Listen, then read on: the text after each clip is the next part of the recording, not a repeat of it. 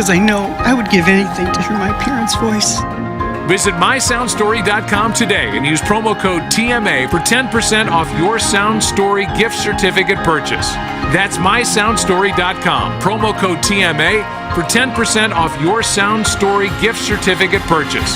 Sound Story, for you, for them, forever.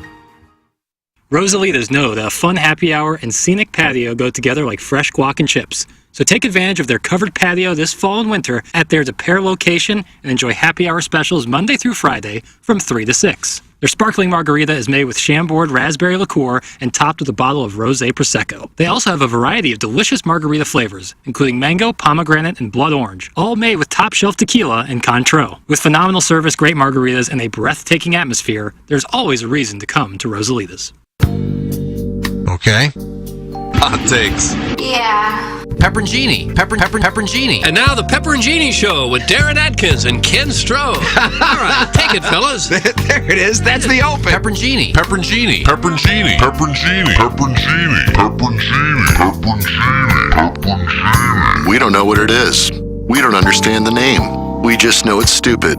And it's available every weekday, featuring Iggy and the Plowboy. Apparently it's some kind of a podcast or something. Available at TMASTL.com and on the TMASTL mobile app. Whatever. Hootie fans, get ready. I only want to be with you. Hootie and the Blowfish, Summer Camp with Trucks Tour 2024.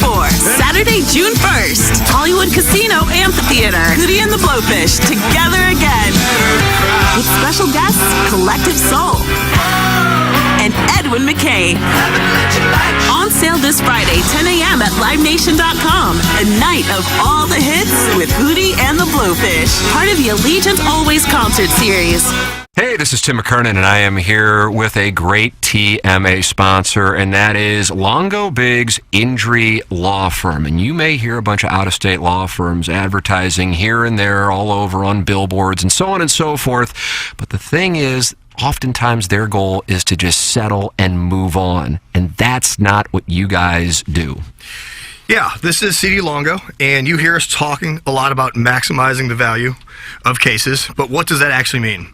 Well, as Tim said, there's lots of personal injury lawyers in St. Louis, and everyone handles cases differently. We focus on getting the highest dollar amount for your injuries, not just getting a resolution quickly. We're constantly tracking all the settlements and verdicts in the area. This helps us advise our clients on whether a settlement offer is too low. And if the amount of compensation being offered is too low, we are happy to file lawsuits and proceed to trial to ensure our clients receive an amount that is fair. Visit our website or Google us at Longo Biggs Injury Law. The choice of a lawyer is an important decision and should not be based solely upon advertisements. Live from the Michelob Ultra Studios, KPNT-FM HD2, Collinsville, St. Louis.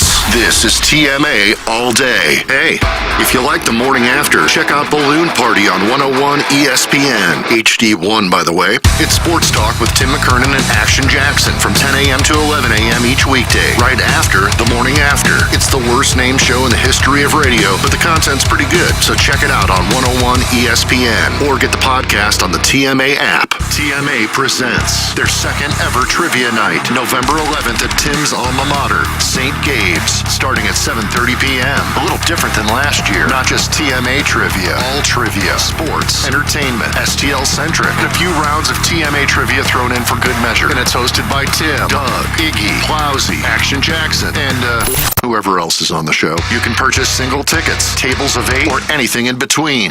Tickets are on sale now and are $45 a person. A portion of the proceeds from the event will go to St. Gabe's. Tickets include food from Salt and Smoke and all your Anheuser-Busch beer. But feel free to bring your own food and drink too. Another TMA Trivia Night, November 11th. Get more info and find out how to buy tickets at TMASTL.com. TMA Trivia Night is brought to you by South City Sporting Goods. Urban Dictionary defines thirsty as purposely, knowingly, and recklessly attempting to gain fame to boost self-esteem. So, are you thirsty? Well, TMA has you covered. Become a part of the 2023 TMA Listener of the Month Club. You nominate yourself for a monthly award. And if you win, you get recognition and stuff to help you satisfy that insatiable thirst. We're talking January, February, March, April, May, June, July, August, September, October, November, etc. Go to TMASTL.com or the TMA app. Give us your name, a photo, and other pertinent information. Tell us why you deserve to be TMA Listener of the Month. And if you don't want to use your real name or photo, we don't really care. The TMA Listener of the Month. Get recognized just for being you, or fake you, or whatever. Quenched by Milagro Tequila. Welcome to the brighter side of tequila with Milagro in the morning after on KPNT HD2. Hey, this is Joe Buck. We all have people we miss and who we would do anything to see or hear again. Whenever I want to hear my dad's voice, all I have to do is go to YouTube, but most people don't have that luxury. Now with Sound Story, your family's stories can be saved forever. Sound Story is a professionally produced hour-long conversation in which you or one of your loved ones is interviewed by the host of your choice, including TMA's own Tim McKernan, Doug Vaughn, and Jackson Burkett. Hundreds of St. Louisans have already told their stories with Sound Story, and the experience is one they loved. I think everybody that can do it, they should, for their children, for their grandchildren, because I know I would give anything to hear my parents' voice. Visit mysoundstory.com today and use promo code TMA for 10% off your Sound Story gift certificate purchase. That's mysoundstory.com, promo code TMA for 10% off your Sound Story gift certificate purchase. Sound Story, for you, for them, forever. Rise and shine, St. Louis. It's the Brown and Crouppen Morning After on KPNT-FM HD2, Collinsville, St. Louis. At the Morning After STL on YouTube and on TMASTL.com with Tim McKernan, Doug Vaughn, Iggy Strode, The Plowboy, and Action Jackson. 7:07 in St. Louis. You are listening to TMA, presented by Brown and Crouppen. Welcome, friends, to the Munganess St. Louis Acura, Alton Toyota, 7 o'clock hour. Timothy, Mike McKernan, Douglas Elvin Vaughn, Kenneth Iggy Strode, the Plowhawk, Action Jackson with you from our Michelob Ultra Studios. Come on in, friends, and get involved in this text inbox, which is presented to you by the EDF Group. Email in for the Design, Air, Heating, and Cooling email today, the morning after at InsideSTL.com. Text in 314-881-TMA5. And then we're going to let ladies call in front of the line today. Really? 636-9004-TMA. And they're going to talk about their fantasies with the Blues power play. The first power play group or second? Well, it's kind of changing on the fly right now. Okay. And they have fantasies about this. We want them to. I could see why, the way they toss a puck around like it's on a string. Torrey Krug. Yeah. How do you do? Well, I'm okay. He's doing okay too. He makes $6 or $7 million a year to just be an average defenseman. Did they win? Nice. Yes, they won. They sure did. Jackson's premonition came true. Jackson had another vision? Well, didn't he say they would get 5 points on this? That's right. Yep, and he studied up on it in Jackson. That studying paid off handsomely. How much cash did you bank? Well, I was wrong because I said they get 5 points, but they really got 6. I thought you said it was a minimum. Yeah. Do we have that audio? I was just kind of being facetious there, but yeah, good W. They outworked the Coyotes, and hey, what do you know? 2-1 is your final. Outworked them. That's all you say. Anytime you win, you outworked them. If you lose, you say the effort wasn't there, boys. Yeah. It's not that the puck took a crazy bounce or anything. Whoa. Or the referee fell over. Right. Yard sale, mm-hmm. as Jamie Rivers called it. Yeah. They call it a yard sale? Yeah, he says a yard sale in front of the goal. Yeah, that's what happens when equipment gets strewn all over the ice. I don't know what the deal with this Liam O'Brien guy is, but he was a bandy little rooster last night. Coyotes forward. Anybody see this? I guess I'm probably talking. Well, it's a little hip check by Savvy Boy, and well, he started out the game. I was like, oh, I'm back at the old barn, and it looks like somebody wants to go on a Saturday night. He started out looking for a scrap early on in the game. And boy, he really had it out for Sammy Blais. He chased him for a while. He did, and he did it again later on in the game. I don't know. I enjoyed it. It was entertaining. I just don't really know what. I feel like there has to be a backstory because in 2023, you just don't really see that. Used to see it all the time. Yeah. You know, even in this century, but certainly in the 80s and 90s, where somebody wanted to put somebody on their dance card? Yeah, tap him on the shoulder, put him on the dance card. No, you don't know what happened in the afternoon. Maybe he got into a fight with his wife or his girlfriend, or got into an argument with the waiters. Food wasn't cooked right. Probably Just took it out on Sammy Blaze. Doug, was it the service staff? I suppose if it was just Blay, it was probably something that happened in an earlier game or something. He thought he took a cheap shot at somebody or something. I doubt it had anything to do with a waiter. Hey, you never know. That's right, you don't. But what do you do if you're a player and you don't really want to fight? You just kind of want to play hockey. And you've been told by your coach, this is what we want you to do. And there's some guy that keeps chasing you, wanting to punch you. What do you do? Insane. I don't know what the deal was. I noticed it on, like, O'Brien's first shift, and I go, this guy seems like he wants to scrap. And then, like, a few minutes later, sure enough, he was doing it again, and then it turned into a scrap. And then the Blues got themselves a little 5-on-3 seconds later. And I'm going, I was down at the game with my son. I said, hey, keep an eye on this, because barring a big surprise, it's going to be exciting for the next couple of minutes, because, Doug, what do you call them, the Yotes? You call them the Yotes? Not usually, no. I've got more time than that. Only have 3 guys out on the ice along with their netminder, and the Blues will have a 5-on-3. And, well, I lied to my son, because it wasn't particularly exciting. They really had a tough time on that 5-on-3. If you didn't know it was a 5-on-3, you thought it was even strength. Yeah, what's up with that? Do they have a power play goal? Do they have a power play goal this year? They have one. Yes. Oh, they did score. Okay. They do have one. That's because they've been outworked when they're on the power play. Maybe their effort isn't there. Yeah. Like, I was watching, I was like, there's 3 guys on defense and 5 on offense. Shoot the damn puck. Well, it goes back to Torrey Krug, who was demoted from the #1 power play unit mid-game. But he did get the assist on the second goal, and Doug, he was your #2 star. Was he? And I know if you could go back and do it all over again, you'd have Torrey Krug instead of Pietrangelo, and you've been adamant about that. No. I've been adamant about that was the beginning of the Blues' downfall. I mean, of all the great moves, savvy moves that Doug Armstrong has made, what he was thinking with all that, I do not know how he could have swung and missed so badly on that. I mean, it's really been a killer. Couldn't agree more. No movement. Not no trade, no movement. Yeah. Did they let Backus And then walk? Torrey Krug rejected the trade, so if the Torrey Krug no trade actually winds up, it just compounds it. Did they let Backus walk the year before that, or the same year as Pietrangelo? 2 years. A couple years earlier. 2 years before that, I think. Been gone a while now. I think he was gone after the 16 Western Conference final appearance against the Sharks. The Blues vanquished in 2019 after they celebrated their hand pass. And then the Blues decimated their roster to the point that they didn't even really show up for Game 6 here in St. Louis.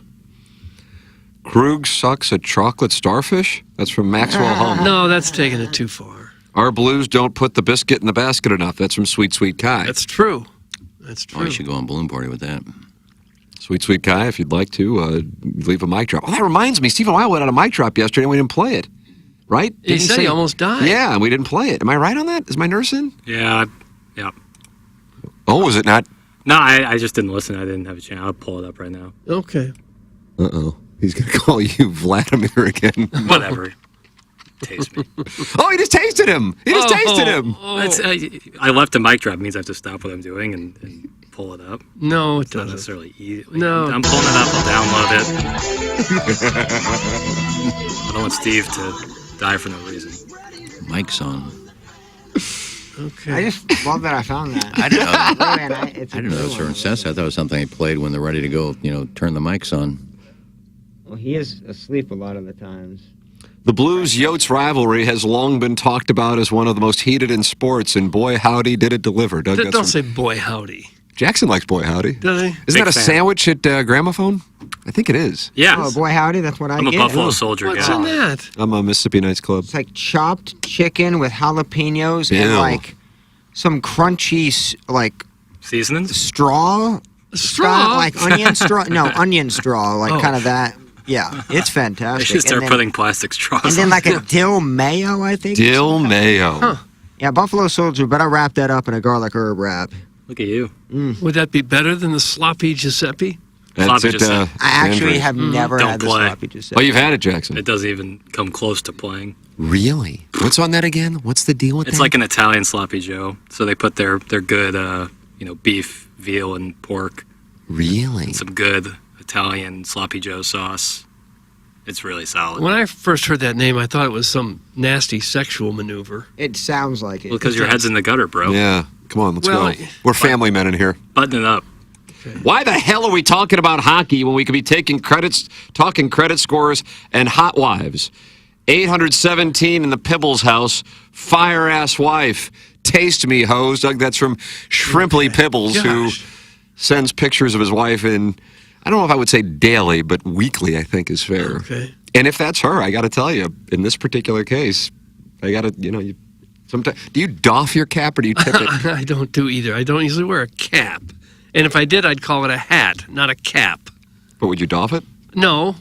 And he intends to have a big hot wife weekend? It sounds like it.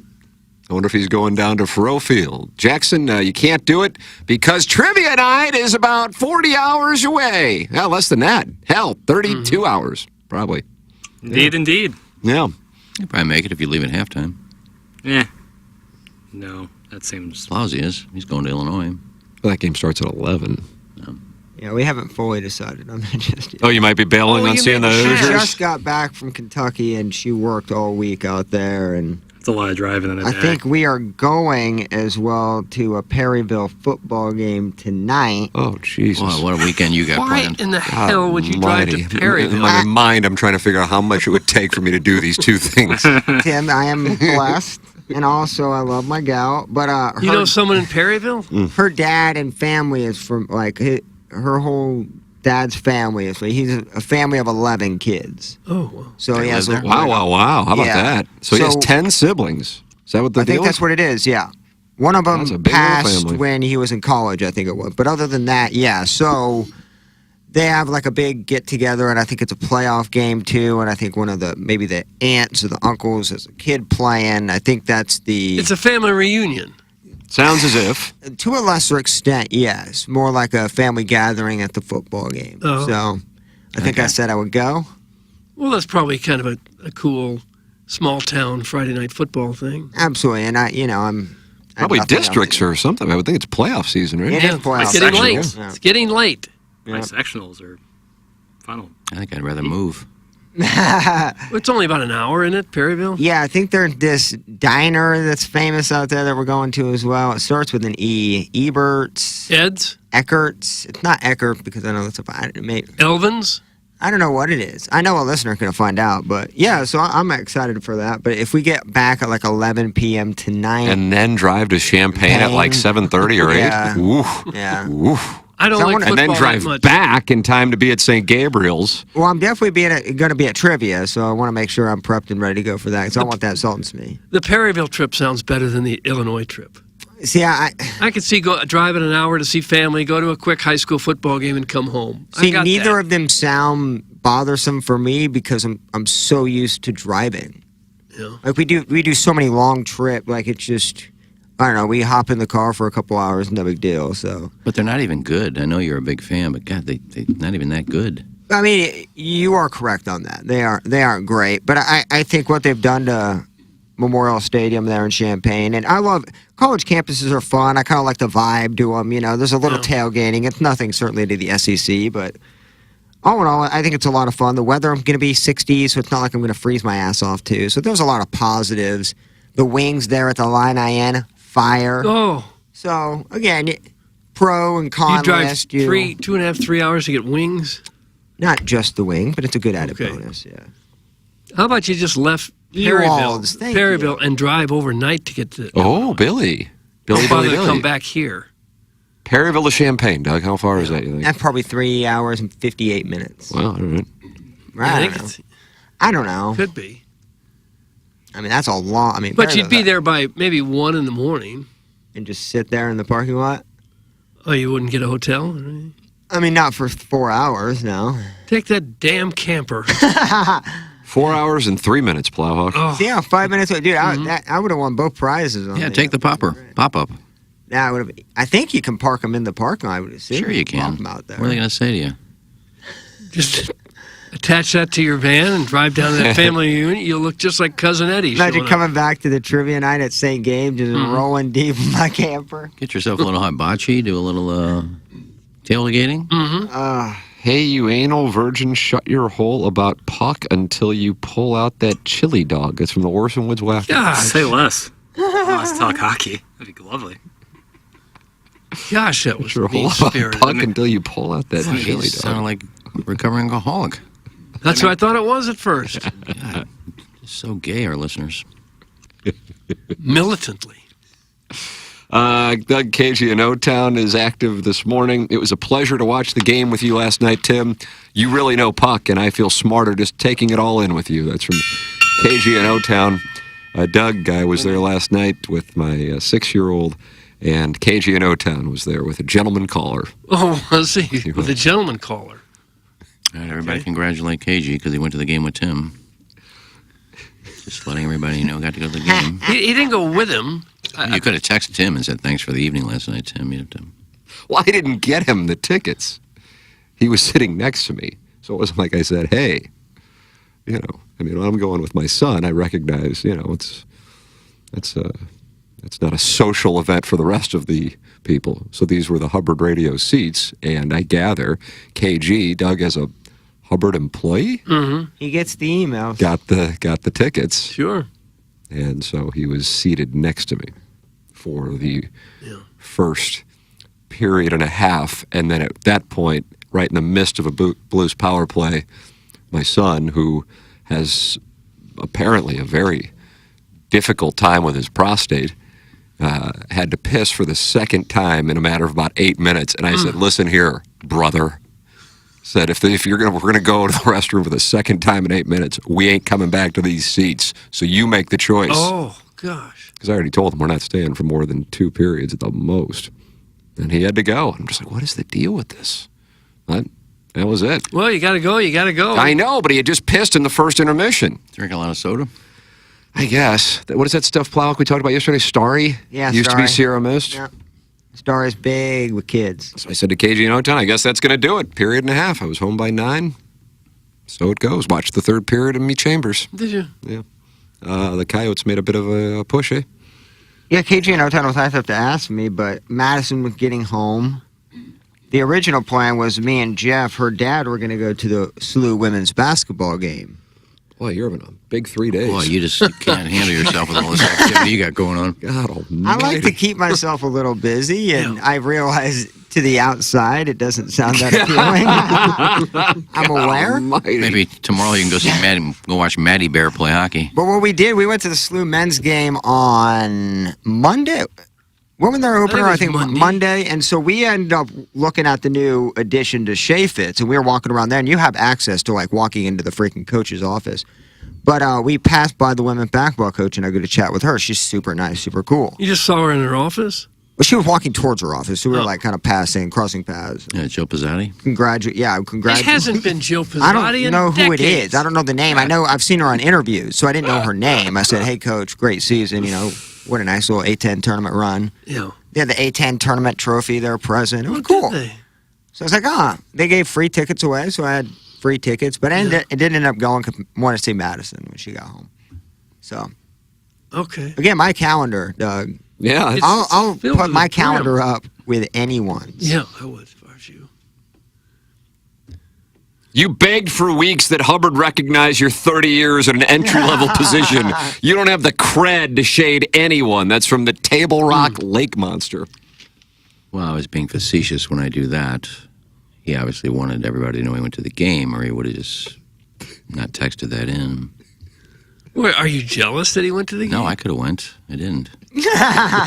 Damn, that's a power move. Well, I mean, we all got the same email. If you want to go, you just got to say I'm in. I ask in advance, but then I'm like, am I abusing this? Because I figure most people, especially in this particular season, aren't like dying to go to a Tuesday night game against wins per game. Mm-hmm. But my son loves to go. Only have a handful of years in which we'll have this time to do this stuff. And so I'm like, I want to maximize it, even if I'm exhausted. And so I emailed the kind lady who takes care of the tickets that we have here at Hubbard Radio. I said, hey, if nobody's using them, I'll take the tickets in the middle of the week. If I'm overstepping, tell me. But I don't know if she's going to say you're overstepping. No. You know what I mean? Yeah. But every Tuesday and sometimes Thursday, an email goes out to the staff saying, hey, we have X number of Blues tickets. So it strikes me that they're not usually used. Yeah. But am I abusing it, Doug? Am I abusing? I wouldn't do it for the Saturday night games. Friday night games aren't a lot of Friday night games, but I'm like Tuesday night against wins per game, Thursday night against Arizona. I'm happy. I think they would tell you if they didn't have them. They'd just say, "Sorry, we don't have them." Yeah, no, maybe I ask in advance. So, well, there's nothing wrong with that. What I do is because I sign up for so many concerts that if we get one, like let's say Matthew's in charge of like 105.7 The Point and their concerts. And I'll sign up, and I'll either get an email that says, you wanted 2 tickets, here it is, or he'll say, we had a lot of requests for this. We don't have enough tickets for everybody who signed up. If anybody doesn't want to go, let me know. And I'll always say, just take me off. Let the people that signed up before me go, because I ask for tickets all the time, so just take me off the list. So that way I'm not... Iggy, I got the email too. You can't even remember your email password. That's from the 618. Who's this? Well, Drew helped me out yesterday. Yeah, but who would get the Hubbard email? The 618? I don't know. You know what I mean? Like somebody texted in as another Hubbard person. Well, she said we all got them. We all got it, and I said I got it too. Yeah, because your email currently, as of yesterday, from that phone toss you did, seemed like it wasn't working. So I think his point was how'd you get the email, Iggy, if your email doesn't work? Wow, Plowhawk. Well, I said... Got that right amount of high to where we're in it now. Yeah, wow. Well, I also said... They take you to the World Series of Poker with me. That was a nice read. It's that time of the month that my phone had to sign in again. It is like got its own cycle. Once a month. Menopause. My phone's got menopause. Menopause. And so I saw Drew yesterday. Menstrual cycles. I found Drew yesterday, and I said, it's that time of month again. He goes, okay. And just... signed in. Did you maybe write down the password so you won't have to keep going? No, it's not the password thing. He can't do it either. You got to go to 3 different screens. Really? And then he pulls something down and switches that over there, and it's just a whole mess. I want to go back to 15 seconds ago. Do you really text him, hey, at that time of the month again, or are you more specific? Are you guys so frequent that he already knows? Oh, yeah. Man, he was in the break room, and I said, that time of the month again. He goes, really? That's great. Here comes the White Knight Ken taking a victory lap for not hogging the free stuff. All hail the martyr of Limay. It's from Arbor Day. I was just giving an example to Tim, and he says, am I overstepping my boundaries? And I just said, here's what I do. It's, my God almighty. Oh, gosh. Well, it's good to see that a full-time employee like KG in O-Town can use some of these tickets. What do you want me to say? He's not a full-time employee. I don't know why you just bring that up. I'd love to give that Baltimore bottom pig bitch a nice case of the clap. Bend over and take this, sailor. That's from the recovering alcoholic What's that about? from Belleville and Webster Groves. God almighty. What in the world? I think he's really mad at Sweet Guy. He's the only one we know in Baltimore. That's right. And I was also thinking, how many people do you think in the United States have moved from West Virginia to Baltimore? It can't be Probably that. quite a few. That's an odd, and I realize him for his significant other's We went work. from Ladue to West Virginia, which many millions of Americans have done. They dream of a life as a coal miner. That's right. It's pretty rare. He'll probably be moving again soon. Where is he going next? Where? Seattle. Maybe Boston.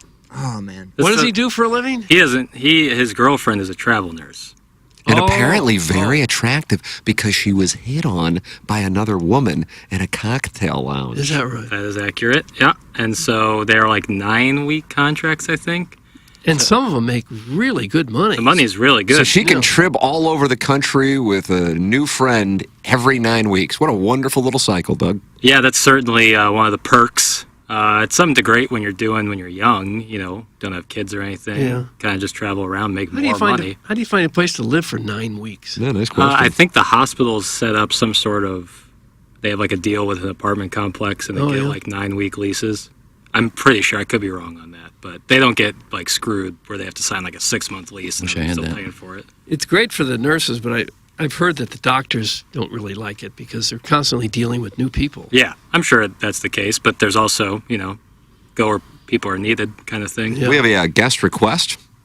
Can we please get Drew on the show so we can explain what is really going on with Ken's email password? There is no way it's not something simple that Iggy just can't grasp after almost 2 years at Hubbard. That's from Andy, and he's in St. Peter's. He'd like us to book Drew. Well, it is something I can't grasp. I can't figure it out. I think there's just one password that you got to type in. And they gave it to us right when we first got here. I have a password. No, Doug, it's for the authenticator. So, like, you need to authenticate that you are a real person.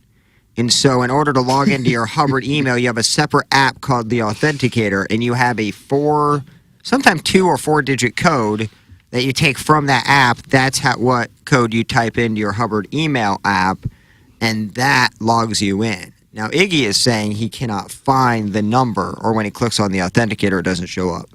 I think that's what it is. Yeah, it's not the password.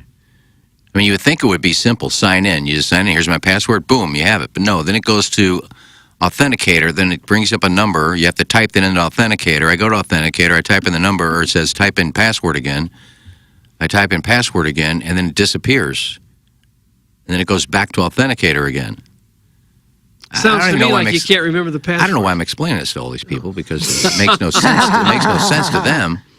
But it takes Drew like 5 seconds. It's no big deal. No. He looks at my phone, he swipes a few things, and it's good. Anyway, I can't do it. I can't. But it's back to good. It's good for another 30 days now. Nice. There you go, Doug. Things are looking up. That seems too frequent. A lot of people active already in this engineered design facilities. EDF Group text inbox 314-881-TMA5. That's how you can participate in this show and be a friend of the feather. I understand we actually have callers on, but Jackson thinks one's a... What would you describe this person? I just have never heard from the person, so anytime it's a first-time caller. Well, let him on. TC. I always proceed. Tron Carter. Todd Callahan. Do you want to support the EDF Group as a sponsor of TMA? It's real simple. Do you have a fire extinguisher where you work? The answer is yes, you certainly do. So, please email the EDF Group at fire@theedfgroup.com so a technician can come out and explain to your team how the EDF Group can save your company money. Again, that email address is fire@theedfgroup.com. The EDF Group is hot and will prevent your facility from having hot fires. Experience the EDF Group difference. Learn more at theedfgroup.com. Jackson, tell the people about Circa.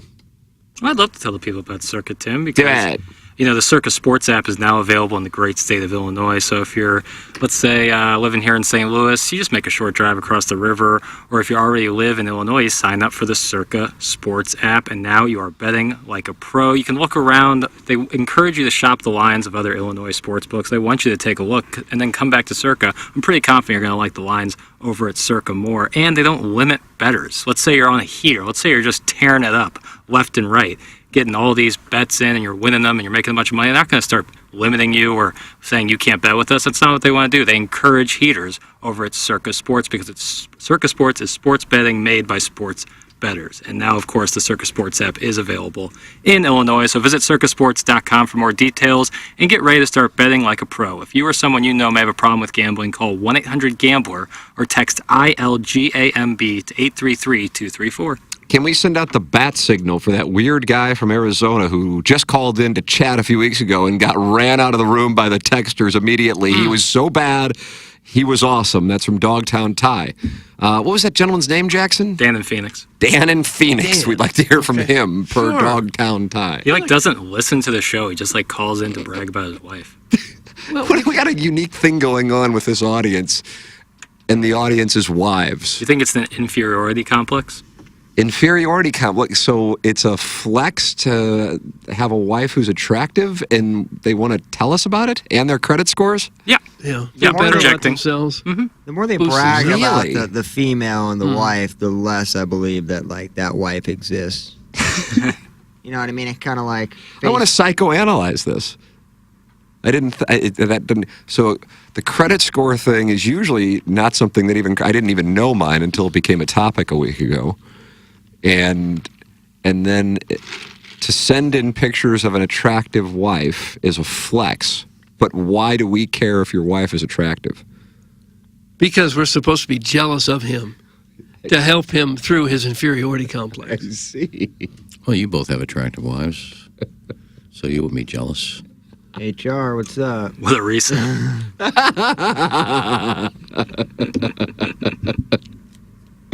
I love that Hubbard's weird old uncle has not only set up his very own last desperate act rack in the company break room, but has also found a way to make accessing his email a monthly project from some poor bastard in IT. That's from Arbor Day. Well, the 40 cassettes, all but 4 of them disappeared, and all the bowling shirts are gone, so I guess it was worth bringing it in. People wanted them.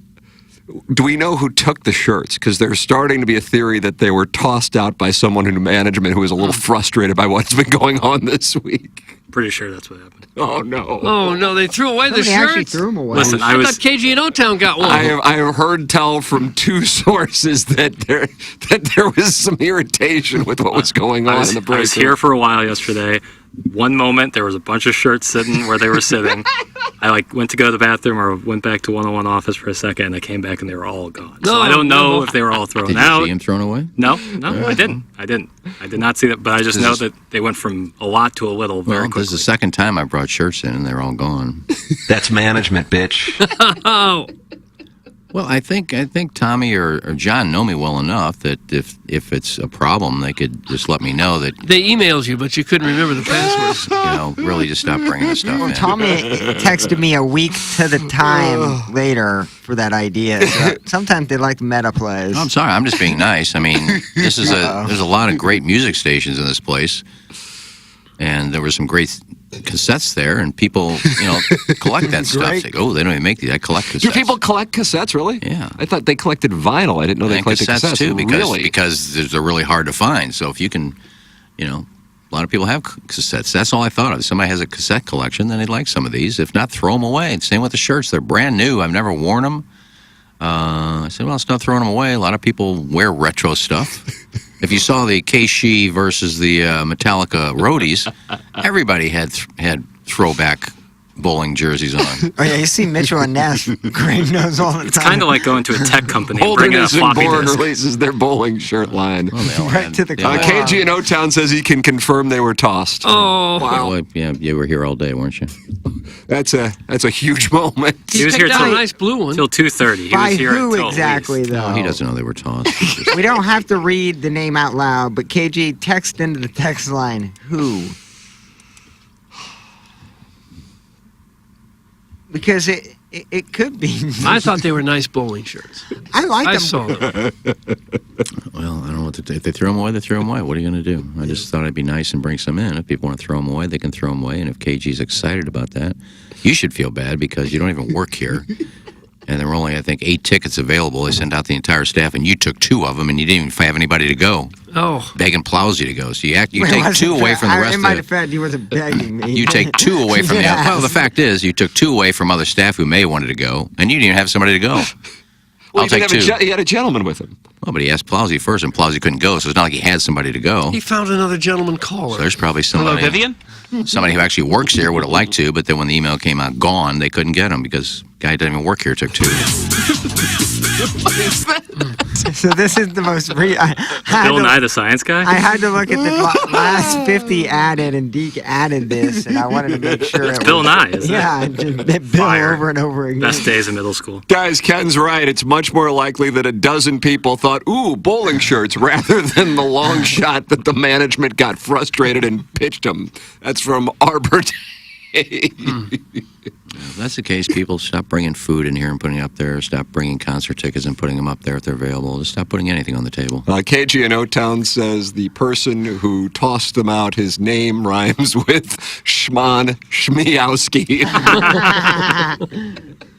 All right, well, I'm going to ask John, and if he didn't do it, I'm going to say, well, KG is texting into the show, who supposedly works here, this is calling fun. you out on the air, Yeah. saying you threw him away. I'll talk to John today. There's going to be nothing awkward about this. How are you going to approach it? Are you going to walk into his office, or what are you going to do? I'll go in his office. I say, Oh, did you throw my the shirts God. away? Tim, you 3-betting? Oh, 3-betting what part? Going into John's office.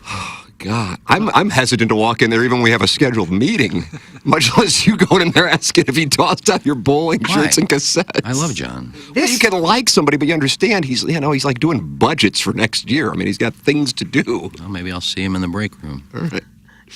I'll see you in the break room. Mr. Market Manager with decades of experience, did you dare toss out my bowling shirts? I'm not going to say did you dare. I said, did you throw them away? Because if you did, then I'll stop bringing stuff in. I didn't think it was a problem. But if it is, I'll stop bringing stuff in. Man, the texts are wild. I'm just trying to be nice. There's a thing called the spotlight theory about maintaining long-term employment, where you try your darndest to stay out of the spotlight. Oh, that's my counsel. Yeah, let that fly under the radar. Yeah. Make sure the show's making money. That's it, boys. That's it. Yeah, let the spotlight shine on someone else, and you just kind of do your thing, show up, behave yourself. Well, the spotlight, I do that. The spotlight's not on me. Why? Because I brought some bowling shirts in and Well, see if any of the if staff you go wanted into them. his office and demand to know why you threw away your bowling shirts. I'm not going to demand. I'm going to ask him. Yeah, KG said you threw my bowling shirts away, did you? I just want to see if he's telling the truth or not. Maybe he says I didn't throw them away. Well, he's throwing your name around and accused you of throwing them away. So. And he'll say, "Who's KG?" See, he doesn't want this kind of hassle, I wouldn't think. Well, maybe John's listening. He can call him. I don't think he wants this sort of I'm hassle. comfortable with the no on that. I'd be so embarrassed if he... Now, Jesse may be listening. His daughter may be listening. But I don't think John tunes into the program. I don't think. All right, well. Well, there's Jesse. Jesse, just like that. Please let me be present for Iggy's conversation with my dad. Oh. Well, come on in with me. It's fine. Tell me what you see.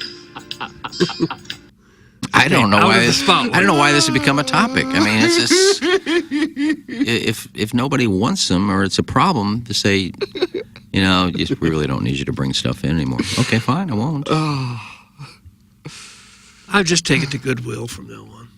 I found something in the closet. I found something in the closet yesterday. Oh, what do we have here? What is this? Poster? What is that? Is that a poster? It's a Taylor Momsen signed Taylor Momsen from the Pretty Reckless, signed by the entire Pretty Reckless band. And I asked Liv Maddox yesterday, who's a getting huge that? Taylor Momsen fan, who interviewed her when she was in town. I said, I found this while I was cleaning. Do you want it? She goes, oh my God, yes. So I brought that in for Liv. And I'll come to Iggy's defense again. Iggy brought me this lovely Truman the Tiger bobblehead that now sits proudly on my shelf here. See, I got the Bill James. Yeah, and he got me a Norm Stewart poster, a signed Norm Stewart poster. Yeah, I tried to be Shout out nice to Higgs. people, and she was excited because she's a big Taylor Momsen fan. So I brought her in the poster. Now, I will say, there's a difference between these nice Mizzou trinkets and some bowling shirts, but to each their own. Yeah, Some you're right. It's my credo. Penny saved, penny earned. I think Learn's got the pink one, the pink satin bowling shirt. With the bowling Congratulations on your forced retirement, Ken. It was a pleasure. That's from glove blogger Tom Draven. Yeah, whatever. I mean, they can do what they're going to do. Just trying to be nice. Strode is using some pretty inventive vessels to smuggle his DNA into the studio. Oh. That's from Chris Raby. I didn't even wear the bowling shirts. Didn't touch them. How did you get them?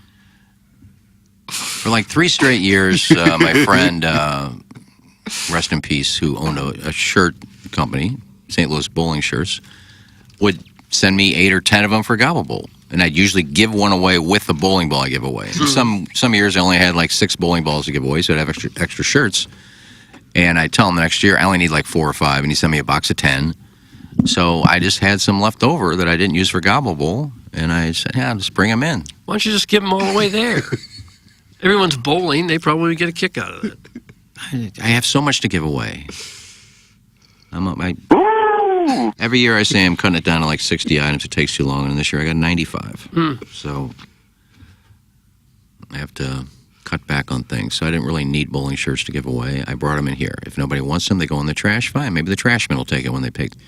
Trash men dumping out the garbage. Ooh, look, bowling shirts. I'll take them. I guess could happen. I put a whole bag. I put 3 bags of clothes in front of the dumpster yesterday. They were gone in 5 minutes. As I said yesterday, somebody went from Hoosier to Preppy in like 5 minutes grabbing a bag. You think there's a bowling alley that would take those? And maybe... God, they're gone now. What does it No, matter? I'm just trying to find a spot for them. I don't have any more bowling shirts. They're all gone.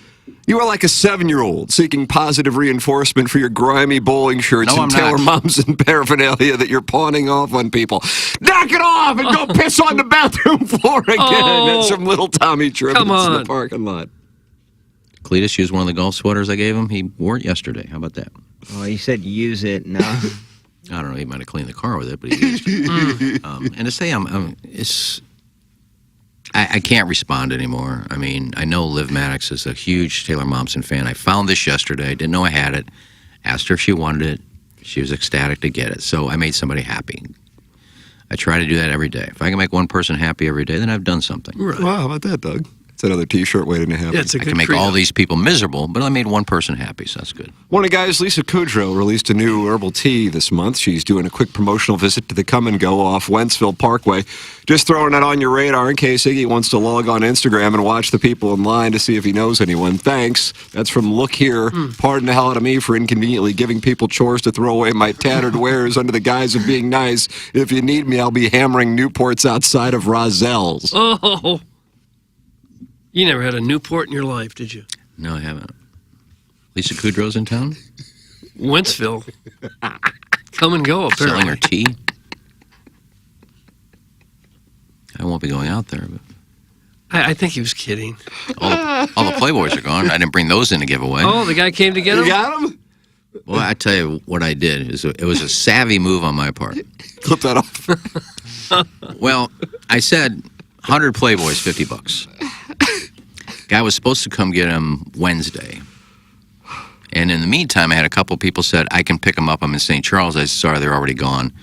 If the guy doesn't show, I'll let you know. Well, he didn't come, said I had an emergency at work. Turns out he owned some car washes, and some old lady in her car, the car sunk into the pit.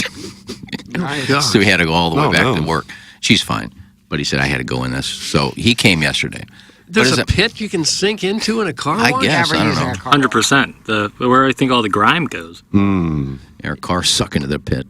What is it? Is the pit so big that a car can fall down in it? My buddies who used to work at Waterway. Herb. No.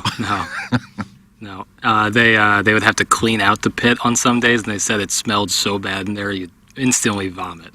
Yeah. Really? Oh, yeah. Because it's all like a week or two's worth of car grease all down inside there. Like, all like congealed up. Ugh. So anyway, I knew he was coming. He said, I'm leaving now, and he's in Wentzville.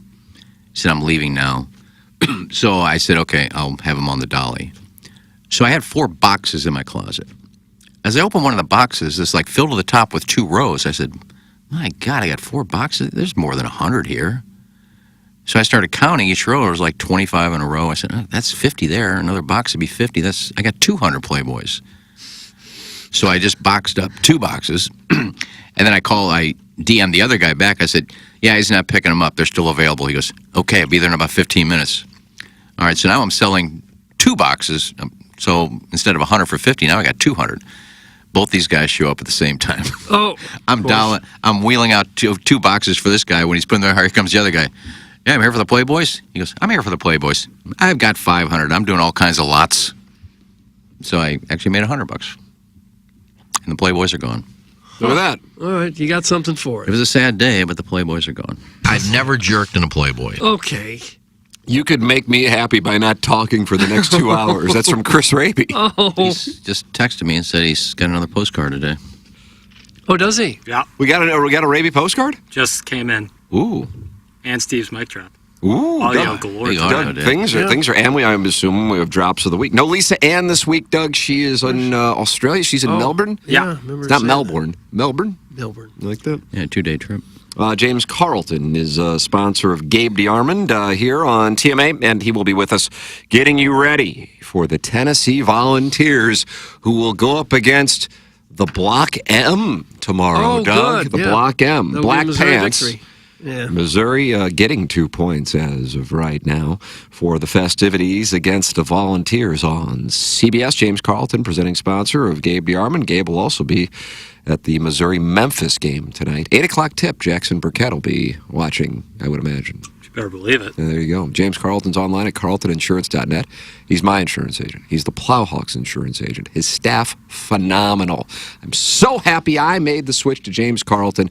And now I realize that not all insurance agents are created equal. James and his staff are operating at another level. 314-961-4800 to go online at carltoninsurance.net.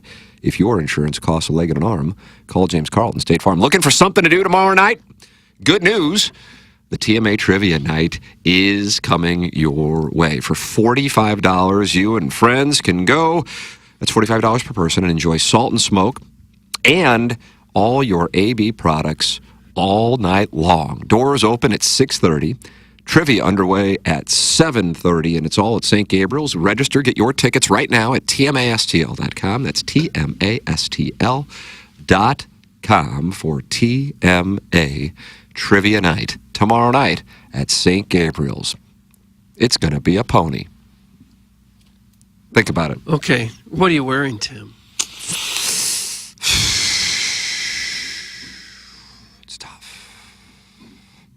I'm not going to wear any panties tomorrow. Oh, really? Yeah. We should have all showed up in bowling shirts. Tim, I remember last That year would've you been said nice. something about the handball courts. Maybe. Yeah, after bars at the handball courts. I used my hand on guys then. Now, that was July. Yeah, right. And then I used my hand on guys out by the dumpster after the year-end awards. Got it. So, still Will on the Tommy table? Tribbins win? Or glove blogger Tom Traven? KG and O-Town won Listener of the Year. Who's Listener Sure of the Year did. right now? Milagro Tequila, Oh, Listener of the gosh. Month. 12 entrants will enter. One will emerge as the Listener of the Year at the year-end awards. Stay tuned for the announcement of when that will be. It's coming up I don't in know. December. Deep Who would be tease. the front runner? That's unusual for employees to win Listener of the Month. Uh-oh. And we're back. Well, if he stopped texting in, I'll stop talking about him. God, we can't get over the An bitterness. offer for a truce. Yeah, you gotta Oh, I not offered a take- truce and it happened, and then he went back to what he was doing, so. Gina's home. What are you eating now, Plow? Looks like a Pop Tea. Tart. Cherry? Yeah, the only way to go. Oh, boy. Which audio postcard do you want to go with? Are you talking to me? Yeah, yeah. I don't know. I had input. I don't know. I like Steve mic drop. I think it'd be fun. Doug, this was Okay. Vladimir Burkett kept this off the air yesterday. That's right. I get it. We're a small market team. If we can't count on those funds from the sale of the TV rights, we're not going to be able to compete. Stop it! You work for the best fans in baseball! That means you bring the best damn pitcher here! I don't care about the money! Just spend it! McCurtain! Instead of going downtown to watch 2/3 of a hockey game, get your ass over to the stadium, grab Mozeliak, buy his sweater around his neck, throw his ass in the pool, and keep dunking him until he says, we're going to spend some damn money on some pitching. I want Ohtani. I want Nola. I want Snell. Come on. Let's do it. I want a World Series. Otherwise, sell the same to someone who gives a damn about the best fans in baseball. Tired of it. God, Doug, right at the end, the way he said baseball, I thought that might be where we would lose him. Well, he was emphatic. Yeah. He was in his car, too. I heard the blinker. Grab Mozeliak. Mozeliak. Had trouble there at that second verse. By the sweater around his neck. And dunk him until he's going to bring in Ohtani, Snell, and Nola? God, well, that cost $1 billion, wouldn't it? I think actually it would be close to 700 to 800 billion. Yeah, you're right. All right. Well, maybe they'll do it. I don't think so. But it was a nice thought. I just hope he's okay, because, that can lead to aneurysms and things like that when you get too worked up. Yeah, he's fine. He's probably had 5 or 6 beers after that, and he's... Oh. Well, no action at the general managers' meetings yet. So. Ben They're over now. Fredrickson said, this is the title of his column this morning, Boy math and girl math are funny. Cardinals math is maddening. Oh, And I read from STLtoday.com.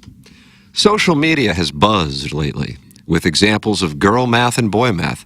Are you aware of that? Haven't seen anything I'm about excited that I don't know this. Anybody know about this? Jackson, I guess you're our hope. Yeah.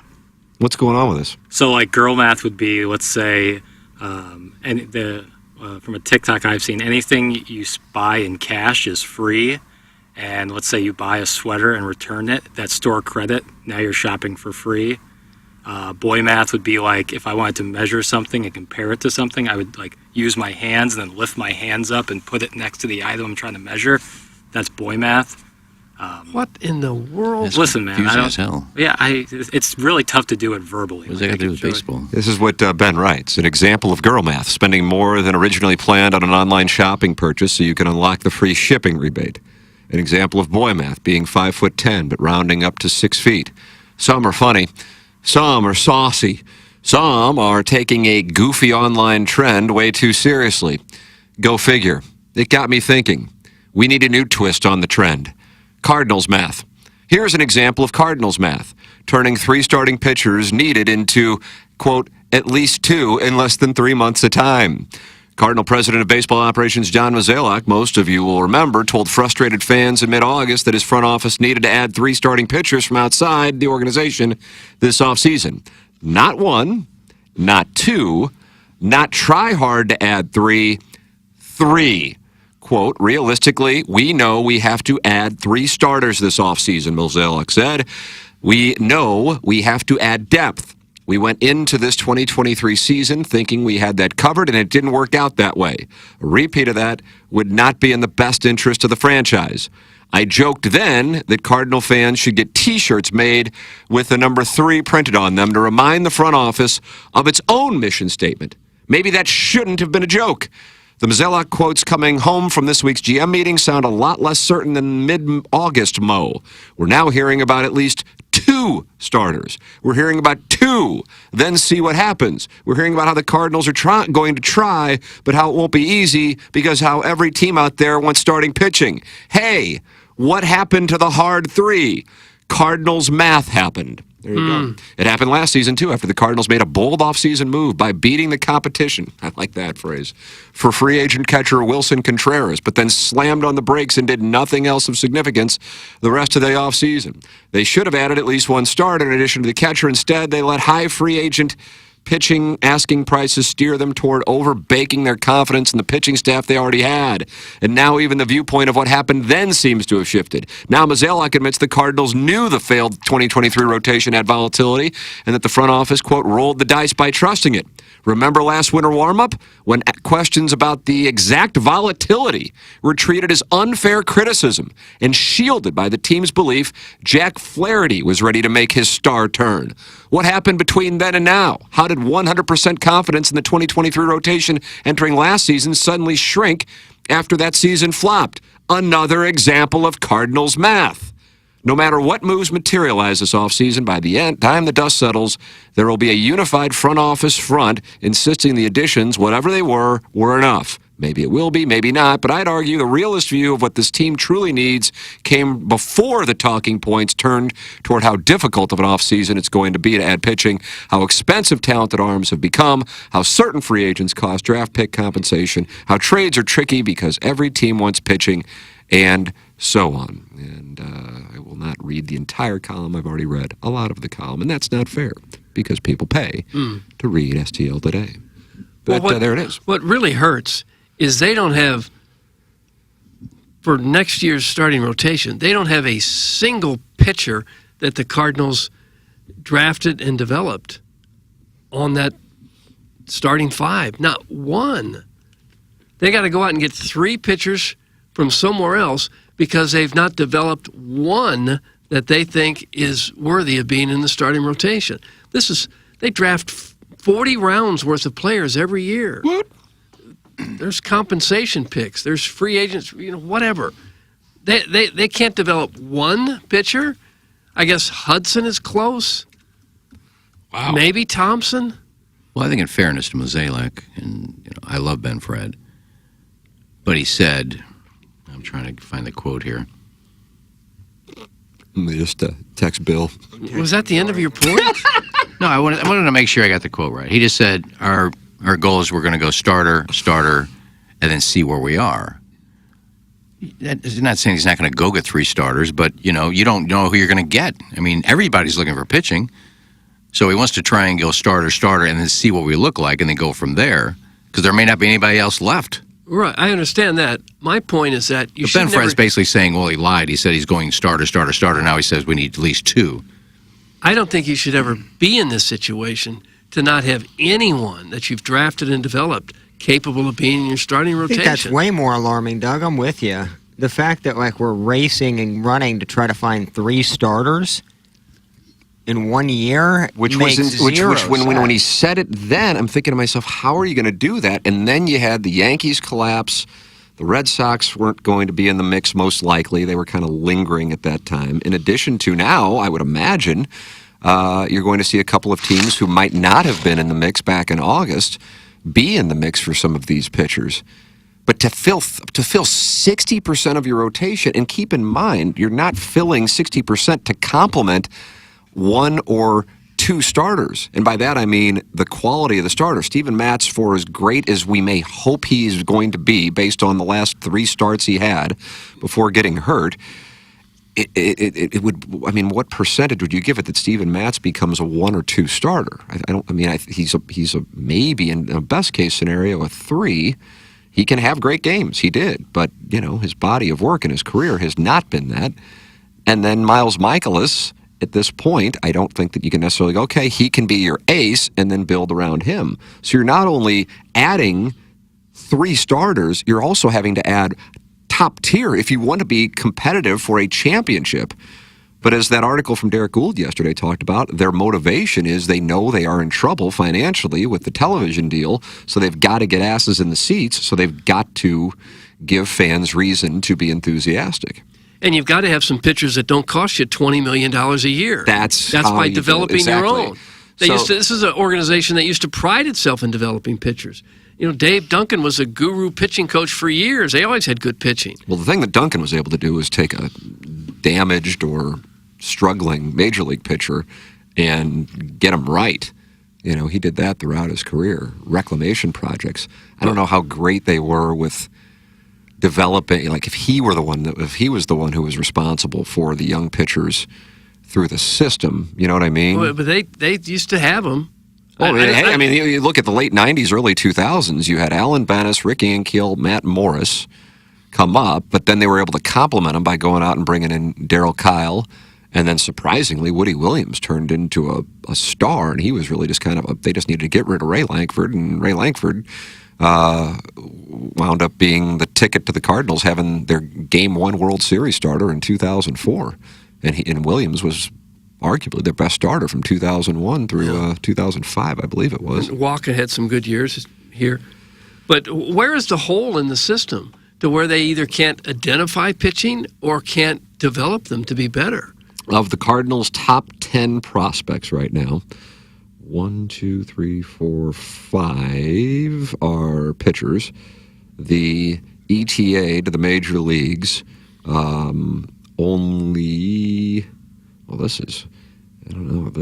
can't be right because this list is from August 2023, unless they thought that Graceffa was going to come up in September, which he didn't. Tink Hence is the highest rated prospect. The expectation, according to MLB.com, would be that he arrives in 2024. Mason Wynn, the number 1 prospect. Tink Hence, Chase Davis, and Victor Scott. This is the prospect rankings per MLB.com. The last few years, outside of Zach Tom, I think they went heavy offense. That's that in their drafting, yes. Yeah, and typically they would go college pitching. Typically they didn't go the high school route for the most part. Jack Flaherty being one of those guys, but yeah, I guess the fans were complaining about offense, so they went heavy offense, which is a good thing. But then if you're not taking some of the 5th and 6th round draft pick pitchers and turning them into anything, then remember the year a situation like this. It was one of the COVID years when they reduced the draft to 20 rounds and the Angels picked nothing but pitchers. Pitching, yeah. That makes sense to me. That makes a lot of sense to me. Because every time you draft and sign somebody immediately, someone else in the organization has got to go. You got to cut somebody at the minor league level somewhere. So let those position players develop another year and just run as many pitchers out there until you stumble on 2 or 3 that have got it. The other issue is that you've seen a number of young pitchers go from the Cardinals and then become either a Cy Young winner or a Game 1 World Series starter. So you have that taking place. So they are getting them. They're just not maximizing them while they're here. And then they misidentify their potential, and then another organization gets them, and then they go and win a Cy Young or have a killer year. And who is that on? Is that on the coaches? I mean, Mozeliak can't be everywhere. He's not down on the field teaching these guys how to grip the slider or anything. At some point, your coaches have got to come through for you. Doug, are you saying Gene Steckschulte ain't walking through that door? That's from Mitch, head of sport, USA Cumstein. I don't think he is. Well, we need to hire outside of the organization for a manager because it worked the time you did it with La Russa. Not saying Matheny didn't work, and not saying to a lesser extent Schilt didn't work, but I think the boy club needs to be parted. You need kind of a stern disciplinary type, older manager that's not in the organization, that's not going to take Mozeliak's, micromanaging. Yeah, so, I'm not sure that's possible. I think it's Mozeliak's teams now. Yeah. Once La Russa left, I think it became Mozeliak's team. Yeah, I missed the La Russa days. How about this, Doug? I effing love when you guys talk real sports. No sarcasm, no quips. It's just a nice change of pace. Thanks. That's from John Lithgow's Harry Henderson. Okay, John. Some teams are Harry still. and the Hendersons, 1988? I don't know the years, Tim. Never seen that. Some teams are still doing that, Plowsy. Greg Counsell was hired. Ron Washington, I think, was hired yesterday. Going outside the organization seems to be the move. Ollie Marmol is not the answer. I'm not saying it's his fault that the pitching isn't developed, but God. Doug is spot on. They're not going to be a legitimate contender until they can develop pitching. They cannot spend their way out of this mess. That's from the 573. The two you've got left, Michaelis and Matz, were free agents. You spent a boatload of money on those two guys. And Michaelis has had some really good years, a couple of them anyway. But you're rolling the dice when you pay big bucks on veteran pitchers who've been around a while. They all get hurt. At some point, all these starting pitchers seem to had Tommy John surgery at some point, and the older they are, the better chance is of that happening. So if you can't develop good young pitching and keep the pipeline coming, I think you're always going to find yourself in this kind of situation. You just have to have it. What is going to happen if they go after some of these pitchers and they get none of them? I think the year they got Matz, they went after other pitchers, couldn't get them, so they settled on Matz. That was their big pickup. What if they can't get Wasn't Nola? identified that way at the time. It was a back end of the rotation guy before they were going to go 10 to more free agents. Similar to the Contreras thing. No one thought that was going to be the only move last year. I apologize for interrupting. No, it's all right. You're right. But that's... So I'm really serious. What does happen if they don't get Nola, if they don't get Snell, if they don't all get, hell is going to break loose locally for the... That's what I was saying on 101, because I know the 101 audience, I mean, there's certainly overlap with this show in 101, but the 101 audience is more made up of people not hoping, and this is the thing, there's a difference between hopes and expectations. I said yesterday on Balloon Party, I said I hoped Missouri would beat Georgia, and I really thought that they could, but I certainly didn't expect them to beat Georgia. What I wanted to see was that they did their damnedest to try to win the game and not try to manage a loss and keep it close. And they did that. So to their credit, they did that. I think there is an expectation from more of like the sports talk radio listeners, not this kind of sports talk, that they are going to get Snell or Nola.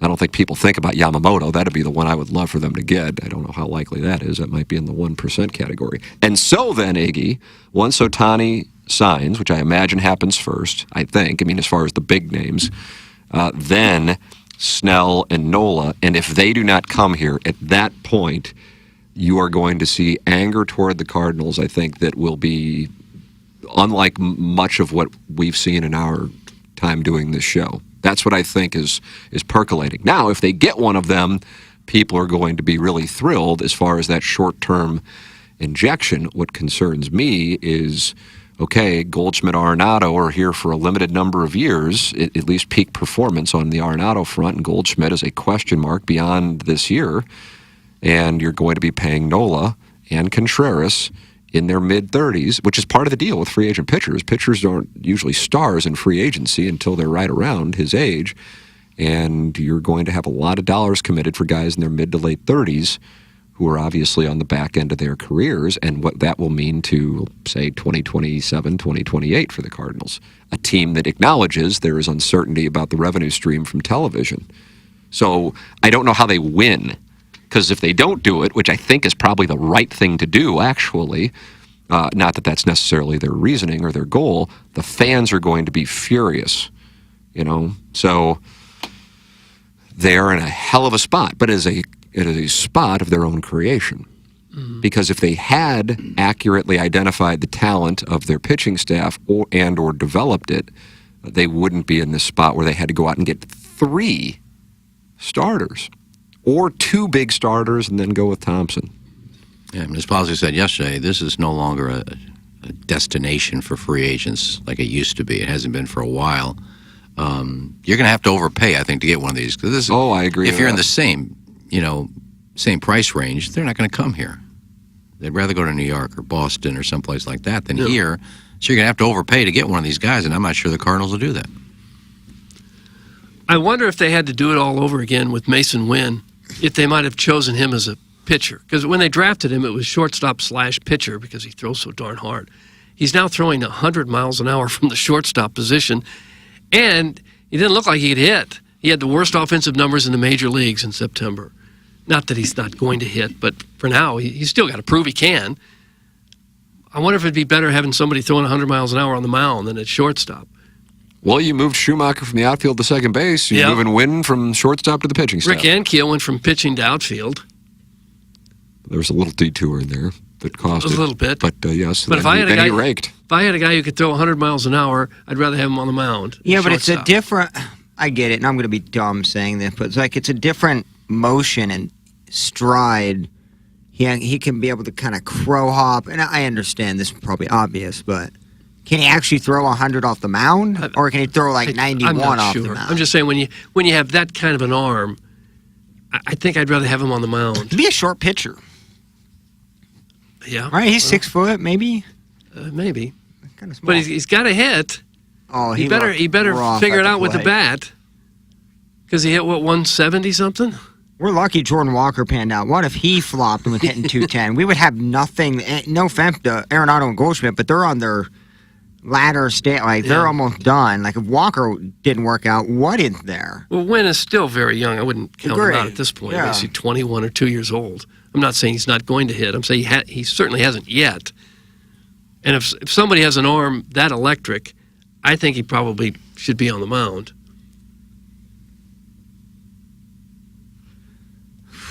It's not going to happen. But We have so many infielders. Potential, if you Who add could play shortstop? Edman and Donovan, who can play outfield too. But like we have so many infielders. Well, wouldn't you rather have Edman at short and somebody throwing 100 miles an hour on the mound? Easily. Than a guy Especially- throwing 100 miles an hour at shortstop who hit 170 and Edman on the bench? I don't want my shortstop hitting 170. I know No. that. You just That gotta I hope, do know. Got to hope he hits more like 270. Well, I think Madison Bumgarner's still out there. Well, he's got to be 40. What was it? A timber rattler? Rattlesnake? Ate a rabbit, yeah.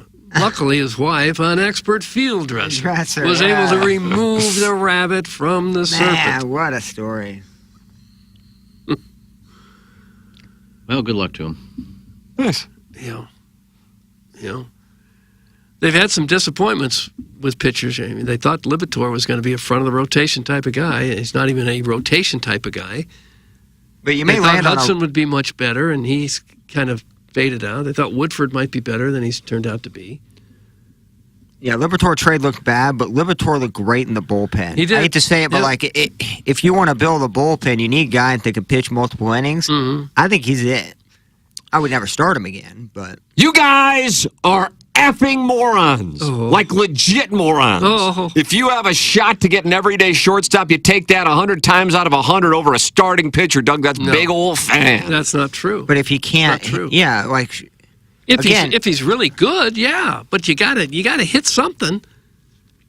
we have 3 guys that could possibly play shortstop. We don't have 3 guys that are number 1, number 2 starter. You're Like that- desperately trying to find a pitcher. Yeah, so you're wrong. You're angry. You're psychotic and wrong. And he yelled at us. This dude is a freaking weirdo. There's man. nothing more important than your starting pitching. That's Look how at it the all text starts. history. I can't believe you go like he has to eventually open up the texts he sends and read those, right? Like, how do people like that with that mindset? Like, look at that and go, "Yep, normal, every day. well. That's fine." No, nobody wins consistently without quality starting pitching. Oh, I know a lot of It teams can't that be lose done. 80, 90 games with an all-star shortstop. Yeah. Like you just do. That's one of the worst texts we've gotten in a long time in terms of how wrong he is. You know? I'm predicting they'll sign 2 starting pitchers and trade for 1. I'm putting my money on Donovan as the centerpiece in the trade, and they'll try and hodgepodge the bullpen. It'll be a disaster and will plague the franchise for years to come. Thanks. That's from the Table Rock Lake Monster. The Table Rock Lake Monster. They seem, and they always say things like this, but it seems like they believe they have starting pitching on the way. It's not here. It's not ready yet. Right. So therefore, it wouldn't surprise me if they signed Waka and Bauer, 2 guys that can get you maybe 2 years, and then bring in all these young arms that they like, rather than throwing $200 million at somebody who's already 32 years old. If that were the case, I would be on board with it because I look at 2024 as this unique spot, and I don't want to see them mess up the back half of the decade to try to go all in on 2024 when realistically they can't do it without paying the price for 25, 26, 27, and 28. And you're already going to have bad money on the books in many of those years with the Contreras deal. Mm-hmm. And that is a problem. You can't have many of those when you are in St. Louis. If you sign those 2, I think you may have enough money left over to sign Rodriguez if you wanted to. Maybe. But they do have a bunch of outfielders and a bunch of infielders to cobble together some kind of trade for a younger guy. I can't believe they'd signed 3 free agent pitchers. I would expect the similar thing that the Table Rock Lake Monster said, not necessarily that it'll hamstring the franchise for decade or years to come. I don't know about that, but I expect there to be a trade. Yeah, I don't know if it'll I be do. Donovan. I really, if they're trying to do this thing for 2024, I don't want to see them trade Gorman for 2024. I just don't want to see that because I think 2024 is such a long shot. I mean, hey, of course it can happen, but I think it's a long shot. I agree, Tim. You were great at explaining things, just like I hope Doug inserts himself and me at trivia, but I don't What? necessarily expect it. Wait a minute. Who was it, Tim? Let's call her Buzz, and he won the Milagro Tequila Lister of the Month. All right, Buzz, you won't win it this year because you just got yourself suspended. So he's been mathematically eliminated? You have been mathematically eliminated, suspended for a period of 2 days' time. That's a bummer. On this 10th day of November, our year of the Lord, 2023. So he can't come tomorrow? 2 day. Oh, he's been banned from St. Gabriel's? He's on probation from St. Gabe's. Yeah, he'll need an escort. I don't want to see him there alone. He's going to need an adult escort. I'm sure his wife will be there. Steven Time is mad. If Wynn could pitch, he'd be pitching. I cannot believe we've gotten to the place where because a 20-year-old hit poorly for 6 weeks, we think he will transition smoothly to becoming an ace pitcher. Doug, that's Steven Time. No. I don't know if that was. Of course, we're even going to said. exaggerate now everything that we That said. wasn't even said. I said he hasn't hit yet. He's too young to say he's not going to hit, but he hasn't hit yet. And I wonder if they had to do it all over again, if they might choose the pitching route for him instead of shortstop. No, I did not say he can smoothly, immediately transition to become a major league pitcher. Damn, he's a Doug hater. Steven Time. Steven Time? Yeah. There aren't a lot of Doug haters out there. Yeah, this is. There have been other players in the major leagues who've made that. I'm not saying this is going to happen. I'm just talking out loud. Is Iggy working for Eduardo Rodriguez's agent? He has mentioned him numerous times. It's from Stephen Wildwood. Iggy, are you working with the Rodriguez camp? No, we're talking about pitchers I'd like to get, and I think I said I'd like to get him. I think I'm with Yeah, Iggy. I sorry think about that that. makes the most sense of any pitcher that is on the market. $40 million a year. Yeah. I think that would work better than Noah. I do that, Bauer and Waka, and I know there'd be a ton of backlash, but at least you have depth now. I'm not saying you added You'd 2 have a shot, aces. yeah. I think that gets you, what, $100 million-ish? When Maybe Bauer, not even? When Bauer is on his game, he is an ace. He can be an ace. He's been that good. That's what I'm saying. Like, if you throw 1 year, like $14 million deal, $12 million, I don't even know how much it should be. Do that. Whatever get you think it Waka is, locked in. whatever you think it should be, add about $8 million to it. But I think that would be great. I know fans would be pissed. I'd probably bash it on Twitter too, but I think that makes it. It's more reasonable of what they're likely to do. Yeah, I see Waka coming back for sure. I don't know why, but I just see that as a sneaky play. I feel like he liked his time here. Stephen Time says, I love Doug, so he wants you to know that. Oh, really? Okay. Your text disagree with that. Oh, is that right? No, you're looking at the text history? I looked at the text history. Yeah, I can, on Doug's behalf, I can confirm that he does not care one way or the other. Well, yeah, I knew that. Well, that's the fun part about talking sports is you can disagree and. But what if your opinion is different? Do you then personally attack the person who has a different opinion on the pitching staff? You do, and you want them dead. Thank you. I want Andreas all the time. As a matter of fact, Max and Rebecca dropped off some Andreas this week. How do you do? Steak sauce for all and to all. A good night. You can get yours at Andreas.com or in Schnucks and Deerbergs. And if you are having a cookout, and I have, Doug, I've barbecued Chick-a-Deedle-Dee each of the last 2 nights. Have you really? Yeah. I mean, it was easy to do 2 nights ago. A little colder yesterday, but it's fine. It's temperate for November. Temperate.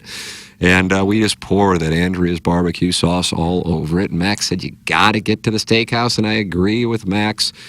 So my wife and I will be heading over there at some point before the end of the year, and I can't wait to experience the magic of Andrea's Steakhouse on Collinsville Road in O'Fallon, Illinois. And it's by Stonewolf and by Jackson's home track of Far Oaks. Oh, it's your home yeah. track, right? Might be out there today. Bill, you're going to play today? Thinking about it. Thinking about it hard. Yeah, Yes. I'm playing at Westboro today. Oh, you're really? Yeah. Look at you. Thanks for calling. I must not have been home. Well, as one of the members there invited me to play.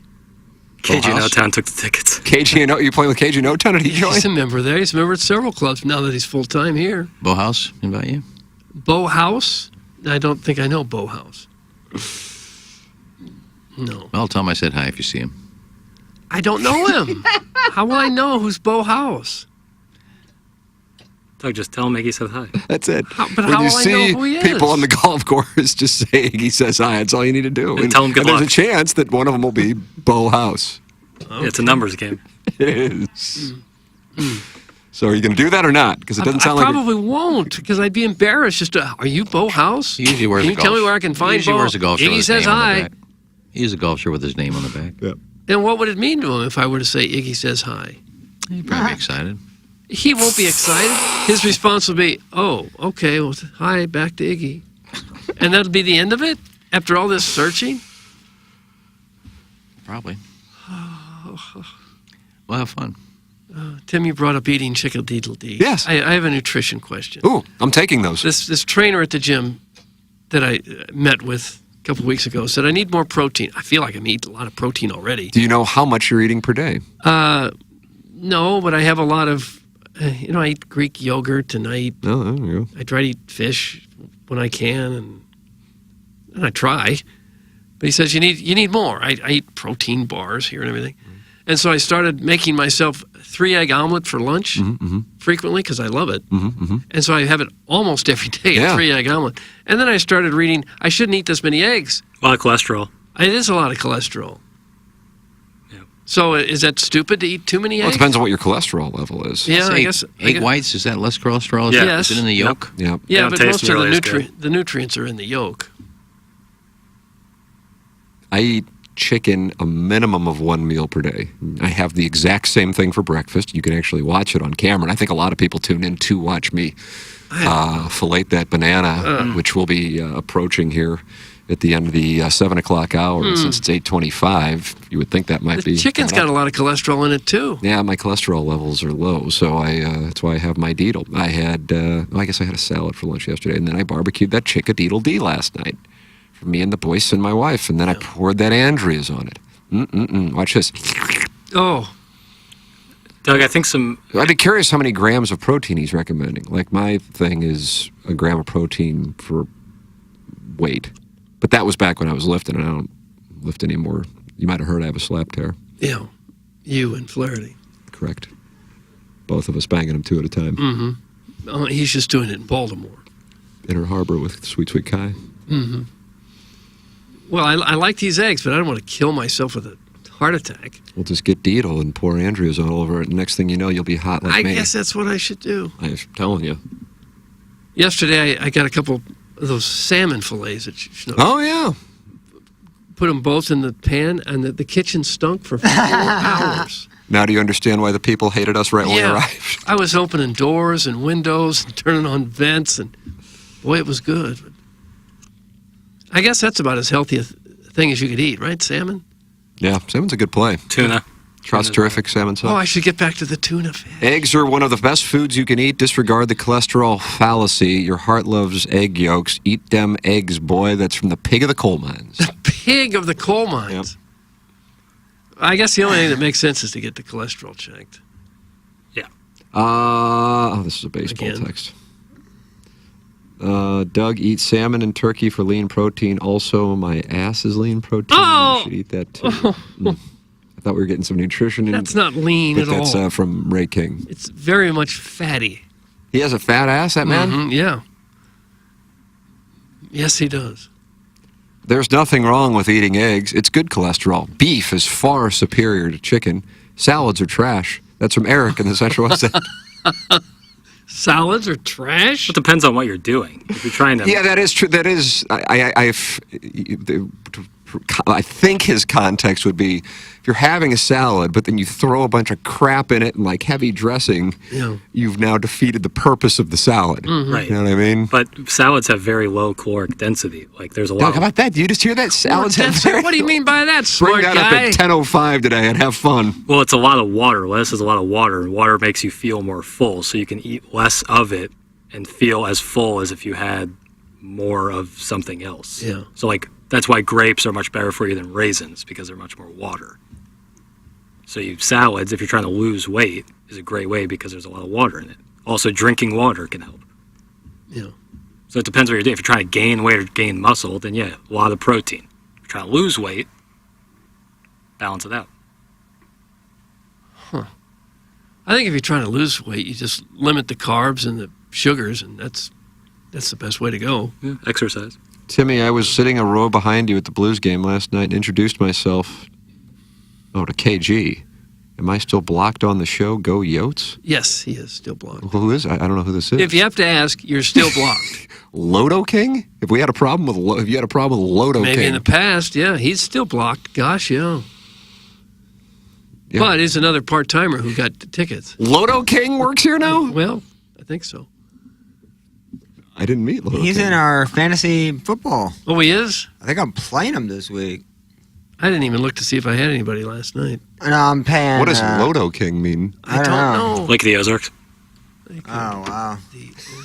That just shows I'm not. Well, how can you say you're blocked when your text just got read?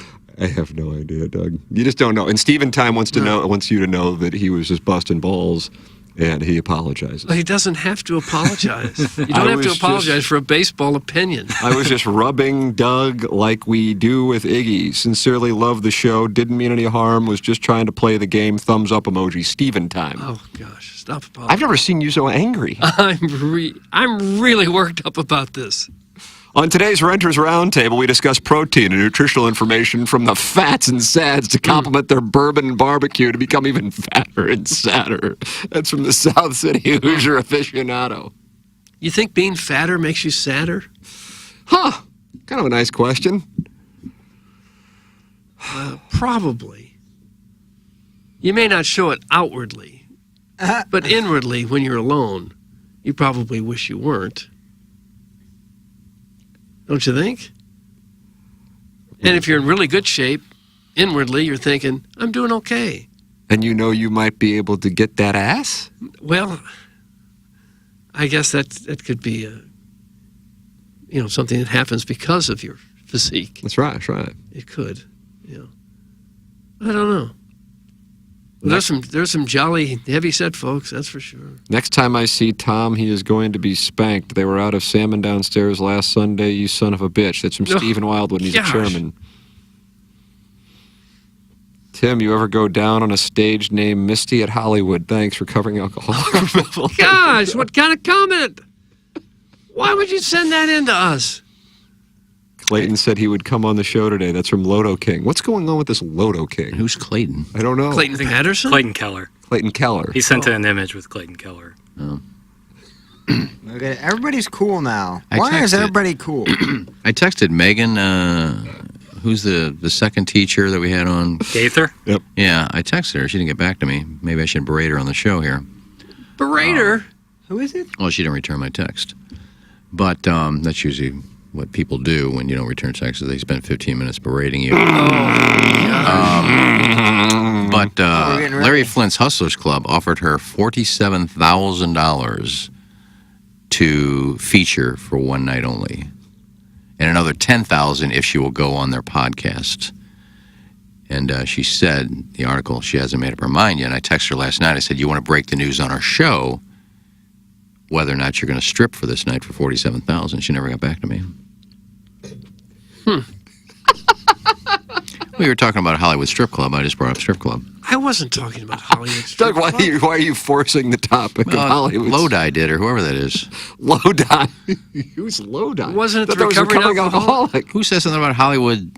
Recovering alcoholic. All right, well, that was brought up, and I just threw out something in the strip news. Strip news. Stripper I news. like that. We got to get that Stripper sponsored. news. Tim, Lodo King probably wants to murder you and then bang your corpse. That's from the Hunchback of Von Castle. I see the Channel 4 news app has been all over the teachers now going to porn. I wonder if it's Story because every they other know day. it gets clicks. Oh Yeah. my God! It's that's like all when they Tyra post. Banks would condemn pornography and then have nothing but porn stars on her talk show. Ah, what an industry. Yeah, she's on the, Megan is on the front page of KMOV.com. Yeah. Part of me thinks that's a coincidence. It's a story that's just too juicy to pass up, I guess. Well, we're the front runners. For what? Getting these OnlyFans teachers on the air and breaking their stories. Everybody else just falls in line until we get the news, and then they come after them. If you're looking to up your protein, have you tried Dover Sole? It's $3 a pound at the Sharkle House Butchery today, and today only. Just a nice little play that is often referenced as the roadkill of the sea. Oh. Thanks. Did I tell you I was inducted into the North St. Charles Bowling Hall of Fame for meritorious service? What's that? You want me to bowl for a good cause with KC? No can do. Got to keep my stats padded and don't want to ruin my rep. Doug, that's from Sharkle House? Well, first of all, you don't know what the good cause was. I mean, there's having fun with people listening to KC. And two, Sharkle House, I don't think they served Dover Sole, and if they did, it's not $3 a pound, and it's not the trash of the roadkill Roadkill of the sea. Like other You fish really eat don't- it and then spit it out? You really don't know much about fish then. That's why it's like 30 Boats run over it? Game, set, match. Well, you think Dover Sole's $3 a pound, you're stupid. How much is it? I think it can be out of boards at $25-30 a pound. Holy God. jeepers.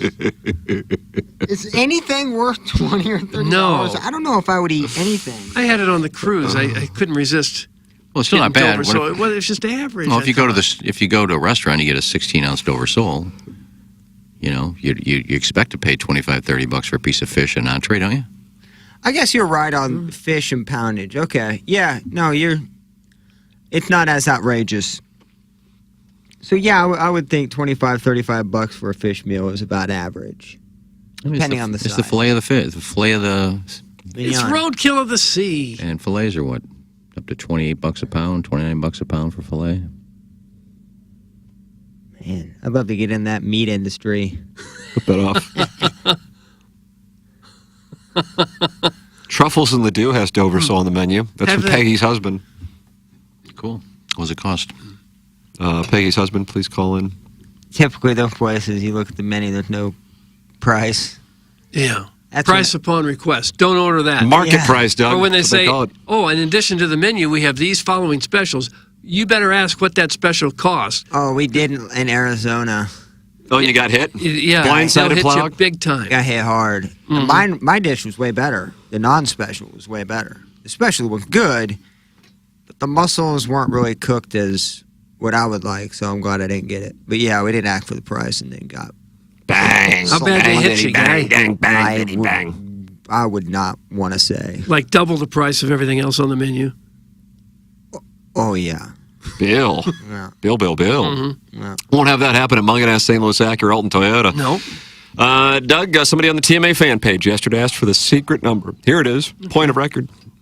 314-252-0029. You can call that number or text that number, and the next thing you know, you are communicating directly with what Doug calls the muckety mucks. Mm-hmm. That's Jamie Burkhardt. That's Clayton Patterson. That's Peter Munganess. And in the service department, that's Ryan Seiberg. And even if you didn't get your car from Munganess, get it serviced at Munganess. StLouisAcura.com and AltonToyota.com. It's Munganess, sponsor of the 7 o'clock hour, which even though it's 8:36, we are still in. Jackson, tell me about your hair.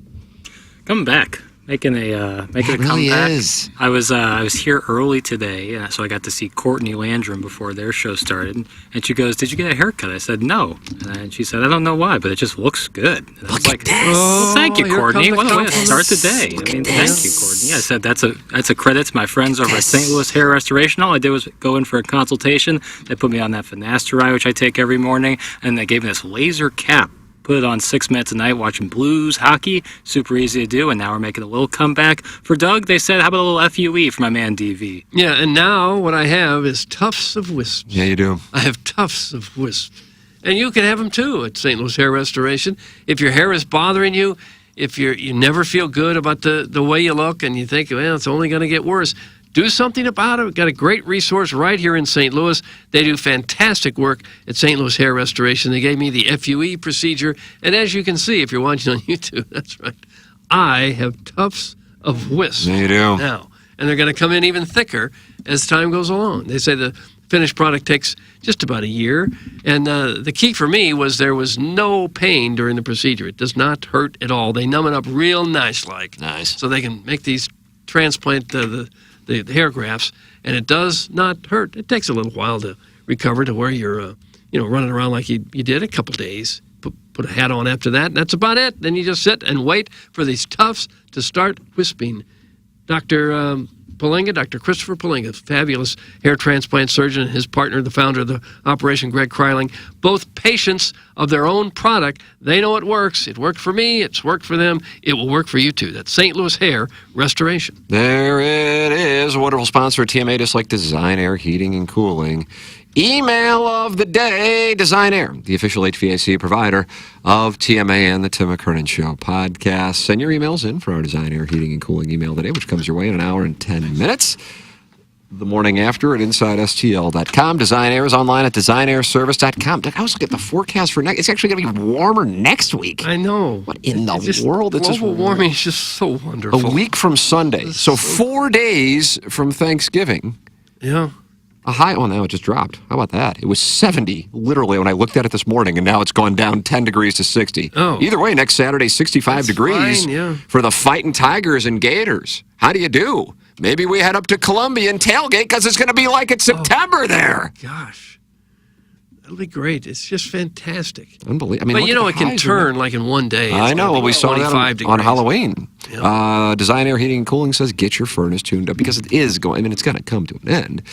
And you got to have that furnace ready. DesignAirService.com. You click on the Book Now tab, and now you're working with the best. And the best is Seth Goldcamp and his staff. I'm a client. Doug's a client. We are thrilled with our relationship with Design Air Heating and Cooling online at DesignAirService.com. We will close out the Munganess, St. Louis Acura, Alton Toyota, 7 o'clock hour.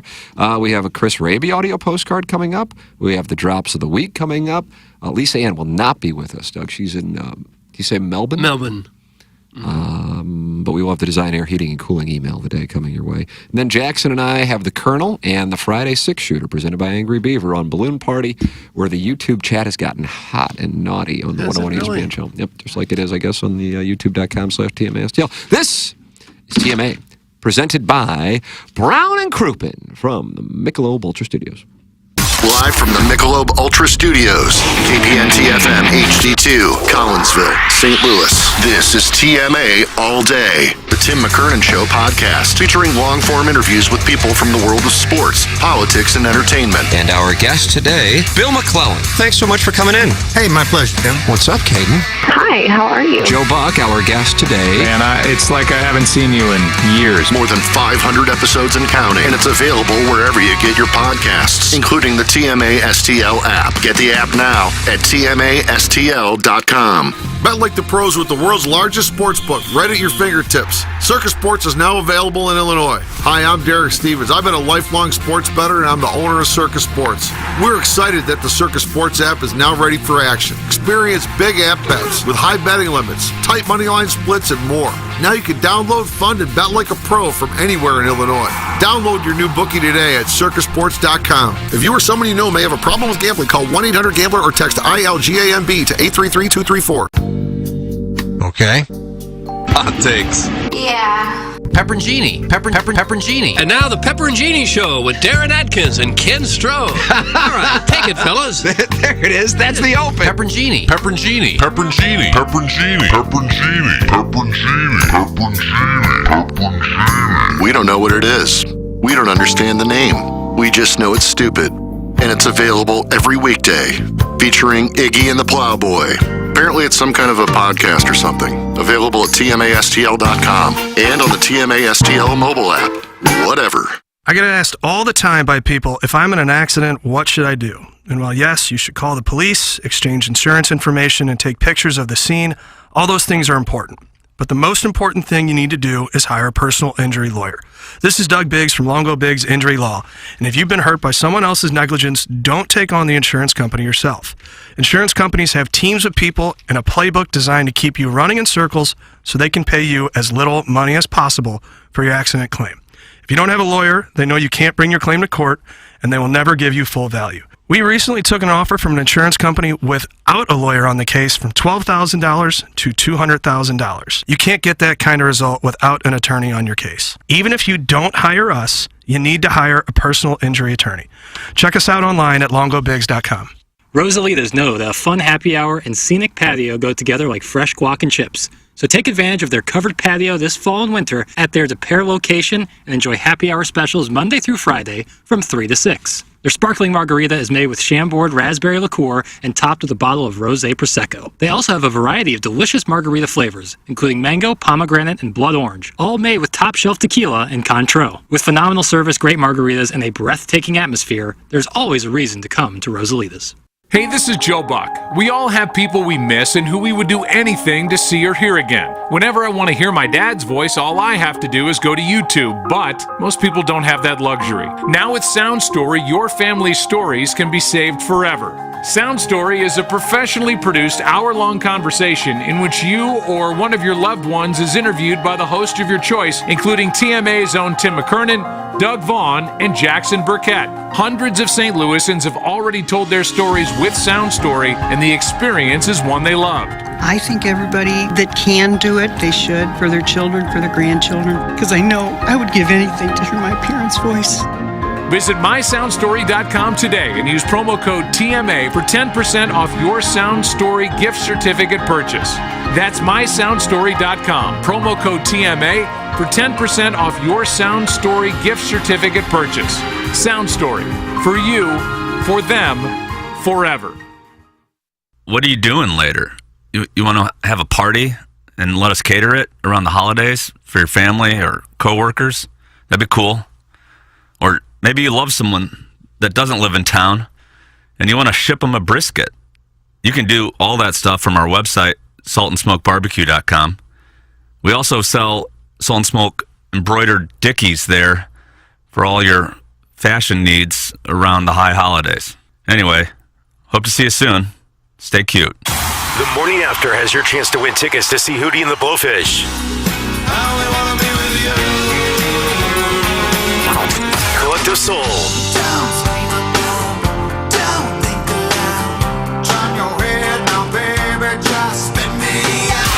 Edwin McCain. On the Summer Camp with Trucks Tour, Saturday, June 1st, 2024 at Hollywood Casino Amphitheater. Open up your TMA mobile app and enter keyword Hootie to win. That's keyword Hootie on your TMA mobile app. Green Day present the Saviors Tour. Live in Maryland Heights. Welcome Hollywood Casino Amphitheater, August 15th. Celebrating 30 years of Dookie and 20 years of American Idiot. Green Day with Rancid and the Linda Get tickets this Friday at 10 a.m. at livenation.com. Green Day, the Saviors Tour, fueled by Monster Energy. The choice of a lawyer is important and shouldn't be based on an ad. After a serious car accident, people have two questions. Why me and what now? Well, no one knows why you, but I'm Terry Crouppen, and my law firm Brown & Crouppen sure can help with the what now. Car repairs, medical bills, lost wages, pain and suffering. We're Brown & Crouppen, and we've got all those answers. All you have to do is call 222-2222. Tim, Doug, Iggy, Plowsy, Action Jackson. It's the Brown and Crouppen Morning After. 105.7 HD2. Bill, welcome back, TMA. It is presented to you by Brown and Crouppen. Hello again, everybody, and welcome to the Friday program. Pretty good. Yeah, very nice. Thank you. Doug, tell me about our title sponsor. You don't have to tell me about our title sponsor. Jackson has to tell me about Circa, actually. That's what I need to be told about. I need to go there. Sure, I'll talk to you about Circa.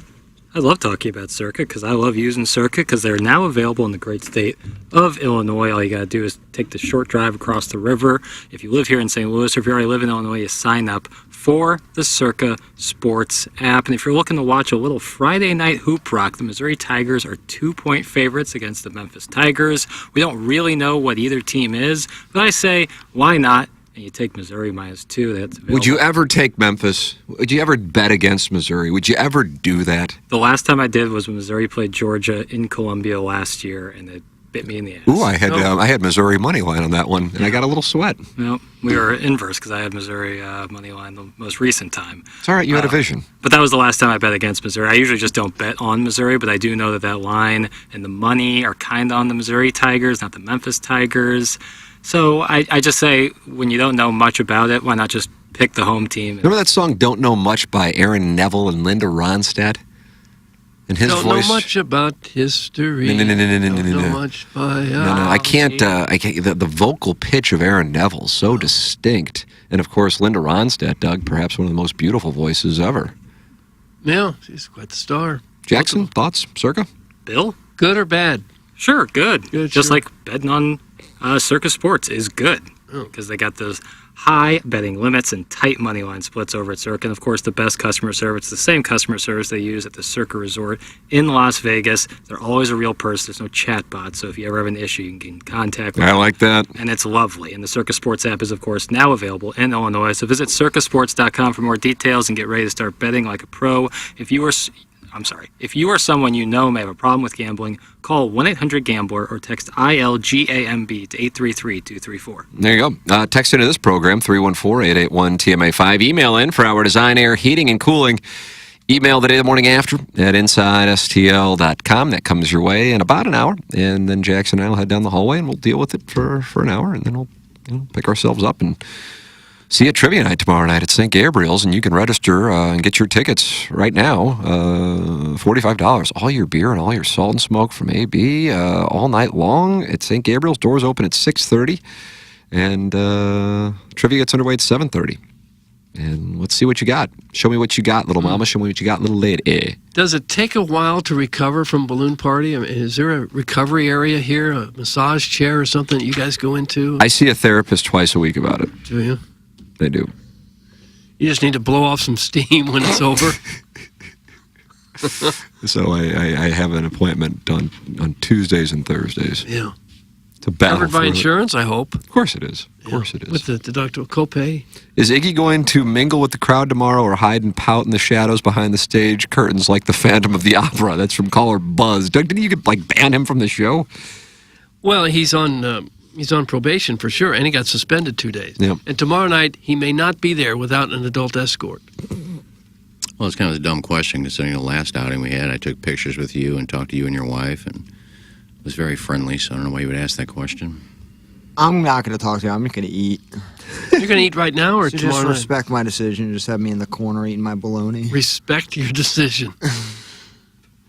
And you feel like you need to be in a corner to eat this bologna? I thought I had COVID last time, so I don't even know where we're going to be sitting at. So I'll be very surprised. Oh, you weren't at the one last year? Had COVID, no. How about that? I know. We have our own stage. We do. I heard about the Buck Swope thing, so I'm excited to hopefully recreate some of those great memories. Gosh, I hope he doesn't read us the riot act. There'll be a velvet rope with a guard right in front of the steps. Anybody tries to get up there, they will be stopped.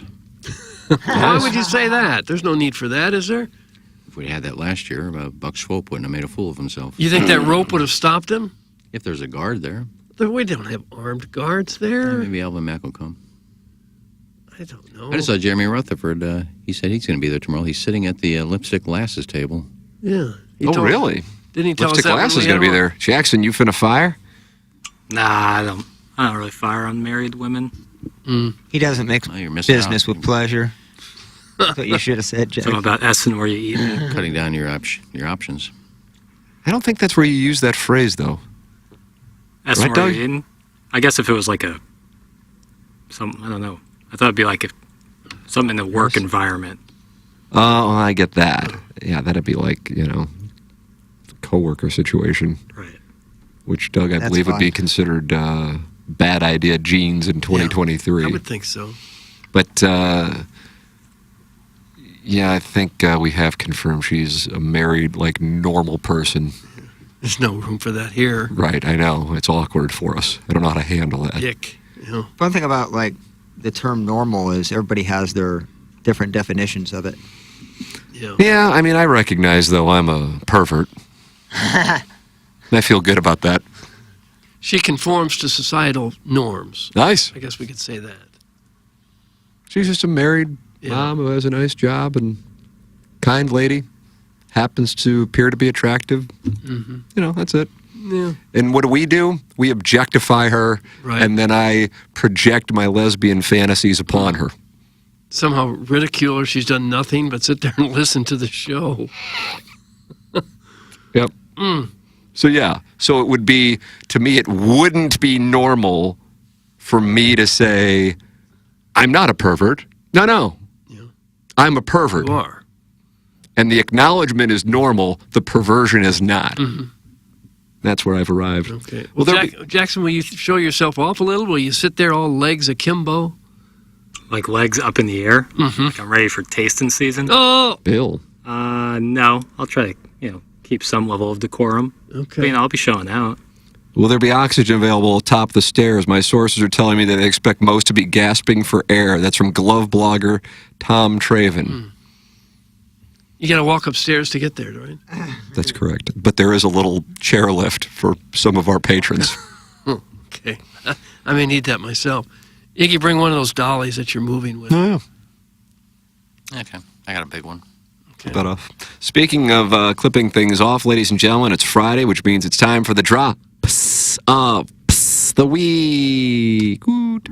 Morning after. Drops of the week. Yeah, you gotta drop it like a hot dog. It's a wonderful drop. Indeed it is. Clip that off. Clip that off. Clip that off. Tell me you don't know Ismail Falfath. He does a lot of farming jokes. Opening up the gash near the anus. Speaking of VHSs, I was texting with Stacy Nelkin yesterday. All pretzels in any form. Oh, hey, it's Plowpuck. How you doing, buddy? I had a great idea. Boy parts. Thomas Jane was in Hung with my girl Anna. What's her name? When you say there are entertaining aspects, do you mean nubs? My thing was, I think it. Yeah. Is it hard to sell radio spots for a show like this? I have a lot of friends in the fan page. I'm just not there. Fair question. I'm busy looking up scurvy and its causes. I'll do some more stand-up. Hickory dickory dock. I'll leave it at that. That was Drops of the Week. That's the whole joke. You just say hickory dickory dock. I'll leave it at that. Well, I can't say the rest on radio. Boy, Jackson killing the MAC with his latest starter packs post. The MAC seems to get dragged. It's not enough. Yeah. No one's. Boys' night out at the MAC starter pack just made its appearance this morning. Is there a courtesy vest? of Jackson. But there is. Yeah. Yep. Vest. Probably some borderline athletic, borderline formal pants. Let's see. It's a gentleman, and would you say it's a 3/4 zip with a sport coat? Does that happen? Then a bunch of guys piled into a steam room. I like to take a steam with your boys. Cigars, little booze, an Amex, certain hairstyle, some pub mix, Fox News on at the bar, filet and lobster dinner. That doesn't sound bad. An Audi, and then shoes with no socks, Jackson. I don't like your stereotypes. I know a lot of people who are members of the MAC, and they'll be coming after you for today. No doubt. I really like the pub mix that's put in there. Yeah, there was some pub mix. It's good stuff. Yeah, it seems like a lovely night. They do have great food there. Food's great at the MAC. Jackson's not going to be dining there anytime soon after that post. I wouldn't think so. I went to so many graduation parties there. I've been to a wedding there. It's kind of cool. I've been to MAC a few times. Yeah, it's a neat old building. Yeah. I think this looks like the starter pack for the West MAC. Oh, a lot of old men walking around naked. Not anymore. But that's any gym locker room. No, the MAC, they kind of think they're showing off. They'd be watching TV in the room, and they just kind of walk in and stand right in front of you with their balls hanging down to the floor. Have you been there to see it? Yes. When were you there to see that? Me, Jay, and Jeff Smith saw it one time. It's two old men just walking out, standing right in front of us, watching TV with their balls hanging down. Oh, God. You're an idiot if you have an Amex in this cow town. In this cow town, all you need is a Chase Sapphire. Thanks, that's from Hunchback of Von Castle. What are we, credit card shaming now? That's I believe what we're doing so. now, yeah. Most of them are carrying Diners Club. I mean, they all work anyway, don't they? Hunchback of Von Castle, call in 636-9004-TMA. Ladies and gentlemen, Chris Raby has prepared an audio postcard. See what we got, Doug? All right, Plowsy, hit the lever. Just when you thought that maybe he wouldn't insist on doing it again, Ken Strode is back. And this time, he's asking some of his friends to help him move. That is, move the funny. Here for a hijack. We love you, Ken. Bring out the creep baby. Presenting Ken Strode's Creep Caravan. Coming to a city near you. Like it or not. My sister lives down there. They have season tickets.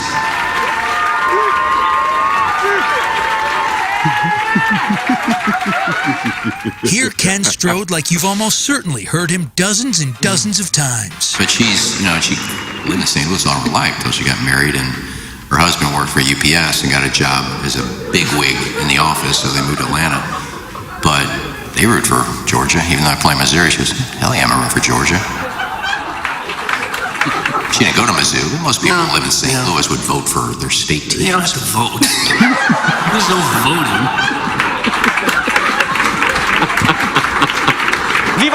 There must have been a breakout at the No Kill Moron shelter, but the only place these fucking idiots are killing is on stage. What exactly is rice pilaf?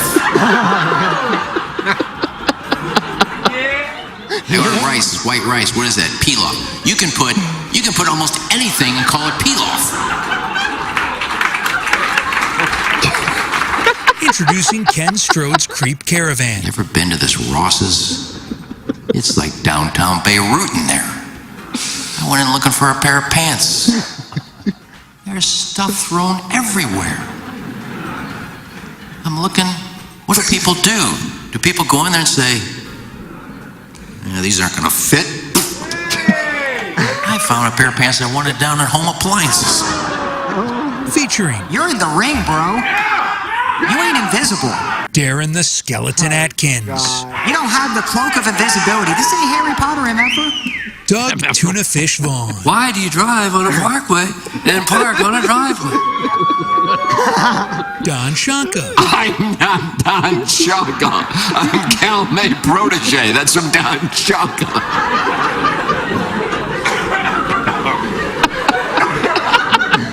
Jeremy Rutherford. And I said to my stepdad, I've never gone to church with a couple beers in me. And he said, I've never been to church without a couple beers.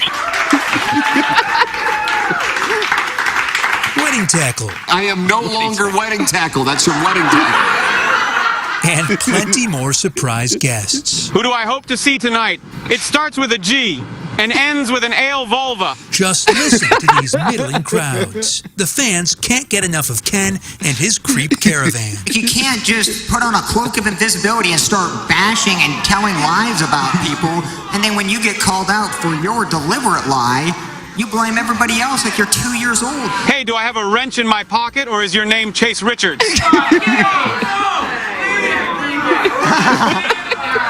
isn't Walmart, you know? You didn't get the toy you wanted. Stop throwing a temper tantrum. This isn't the real Strode, homie, you come at me, I'm gonna come right back at you. You don't have anonymity on this show for me. If the holiday season is all about giving to the needy, then consider Ken already pulling his car around back and popping his trunk. I can't believe that. He didn't run down first base. I can't believe they didn't score there. Ken Strode and his creep caravan. Is LeBron hurt yet? He moves out of the way and he yells, "Hey, Marty, put that thing away. You're going to hurt somebody." Yeah, like these people, we've been giving food to these people over in, just pick a state or a country. We've been giving people the food all the time. Yeah, we're dropping off $50 million of food. Yeah, every year we're bringing them more food. You know why? Because you live in a desert! Move closer to where the food is! Look, everybody, sand! Nothing's gonna grow! Coming to the part of a mall near you that used to be a California pizza kitchen. You better come see them, and that's absolutely a threat. Oh my God. That's good. That is good. Probably the best one he's done with the features. Oh my God. We could use one of those every day. Oh God. Where do you get the guy screaming "Viva la Strode"? Yeah, that was outstanding. That was my favorite part. It was so subtle. I like the one, get a job. Can we clip the Viva La Strode? Yeah, I'm saving this in the go-to job. Not job, baby. That was. I am in tears. That's from Cuck Supreme. This is the best. That's from TJ. I'm sorry. Viva Lestrode t-shirt. I'll buy 5 right now. That's from Jimmy Buffett's Cute Feet. This is the best segment of radio since its invention. Just a great job. Unbelievable. Yeah. Another great that was from Larry Thornton. Another great postcard. That's from Big Pick Energy. Great work, Raby. That's from the 830 Recreator. Trivia question: who is the master of the Hall of Fame audio postcard? Answer: Sir Christopher Raby. Doug, he was just knighted by Manupal Eligible. Now, how does he see where the downtown Beirut in there? I went in looking for a pair of pants. I think it was right here. There's stuff thrown everywhere. I'm looking. I can't find it. It's so hard to find with a huge audio. Raby has to record all these shows and then go through them to get the little. He must have somebody sound helping bites? him now because there were some voices in there we've never heard of, like the Viva Lestrode and Get a Job and AI voice generation. Oh, okay. Gonna fit? I found a pair of pants I wanted down at Home Appliances. Featuring. You're in the ring, bro. I think it was earlier. It was pretty early on. I didn't know he imitated that many comedians last week. Quite a few. I spit soda out of my nose. I'm laughing so hard, Doug. That's Baloo the bear. And I can put in the skeleton. It's very easy. It'll be a quick hitter. Quick hitter in the skeleton. It's 4.5 minutes. I think that's doable for that. God, that is outstanding. You can use that when we all show up late one morning. I may just We put kinda all kill of them. for it. Yeah, like there. Yeah, you could fill time with. These last 3 have been outstanding. Yeah, it's a good compilation idea, Plowhawk. Just throw them all together. Little Judy Suckins is not a fan of KG and O-Town and says, I wonder how that douche KG will try and rip off this bit. That's from Little Judy Suckins. KG and O-Town taking a shot because of Raby's brilliance. He doesn't have time. He's at the hockey game with the station tickets. Yeah, that's right. Well, at least somebody talked about him. Oh, gosh, it's bitterness. Bitter. I don't know. Yeah, we could almost use one on a daily basis from Raby. Yeah, we could. So we hire Raby, we hire KG and O-Town. Got 2 of them, That's got to Well, take now a we got long 7 people on the program, on an HD2 program. Yeah. It has to When take... you drop by John's office today to see if he threw out the bowling shirts, ask if he's good to hire 2 more people. You got a couple I'm not gonna 100,000, John. Isn't the show just a tax write-off for him anyway? I think we're viewed as a 501c3. I think that's how they handle it. KG already made one. Raby stole it from KG the God. That's from Larry Thornton. How about that? Oh. I wonder if Larry Thornton thinks the Gers are going to win tomorrow. I don't know. Jackson, would you bet Missouri? Lock him helmet. I wouldn't touch this game with a 10-foot pole. I'm telling you, wide Delta season. I don't know. I mean, I think like Cook, Schrader, like a bunch of the guys in the offense are like absolute gamers who will try their damnedest no matter what. But you never know after. What's the situation with Luther Burden, though, Doug? I don't know. Yeah, I don't know. Is it a sellout again? Oh, yeah. Is it? Mm-hmm. I think they'll come back and have a good game. But Luther Burden's health is in question. Yep. And that's. No, I think they can win without him. Look at you. Mhm. Fight Tiger. Eat volunteer. Yeah. Go Tiger. I think they Eat will. volunteer. I think they Go will. Tiger. Big day tomorrow. We'll head to Happy Valley to start your day. Michigan. That number dropped to 4.5. I saw Michigan minus 4.5. I'll be on the Nittany Lions. Is that at 11? 11 o'clock. Big Ten loves that TV deal it only has for another few more weeks. Big noon kickoff. And then we'll head to Columbia, Missouri at 2:30. We'll see you there for Missouri and Tennessee. Another tight number there. Another top 15 matchup. And then, let's go between the hedges for a nightcap. Sanford Stadium as the Georgia Bulldogs go up against Hotty Toddy. Good God Almighty. Number on that one, 10, give or take a half point is what I've seen. Doug, what are you taking? You got Penn State, you got Michigan. Who are you taking? Go. I'll take Michigan. Okay, you got Missouri, Tennessee, you taking? Missouri.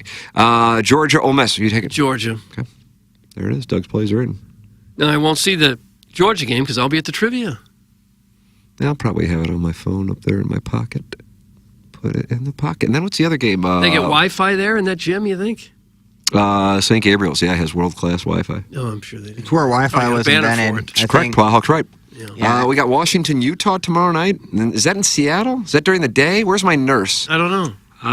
Washington. 9.5. It's got to be in Seattle if it's 9.5. Yeah, one would think. I'm trying to find out. Do you know the kick time? Doug? No, I don't know the kick time. Show prep. Yeah. I don't know how to find it. I won't be watching. I don't have enough hours in the day to watch all that football. Oh, it's so glorious. And then I barely watch anything on Sunday.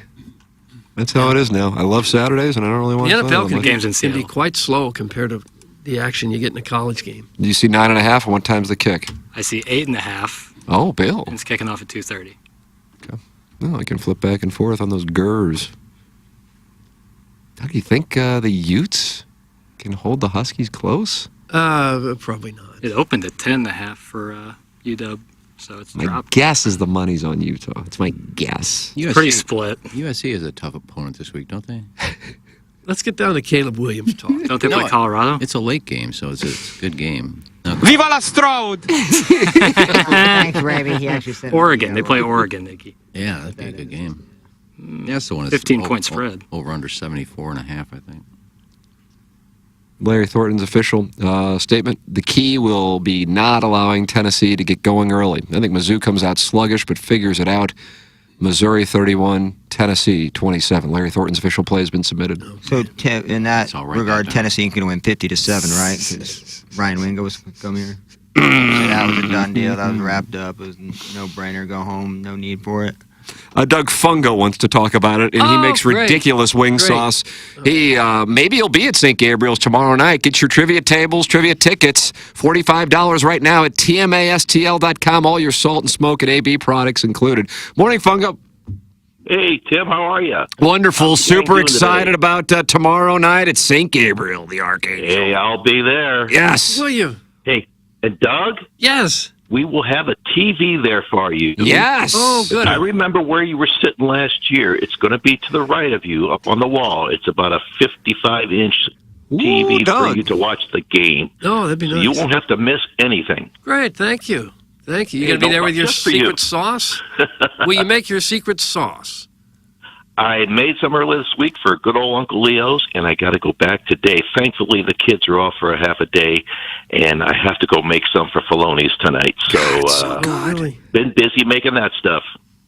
So you go into the school cafeteria and make it there? And lock all the doors? No, I don't have to lock them. I might come in there. I might come in there with pantyhose on my head to try to find out what that recipe is, Fungo.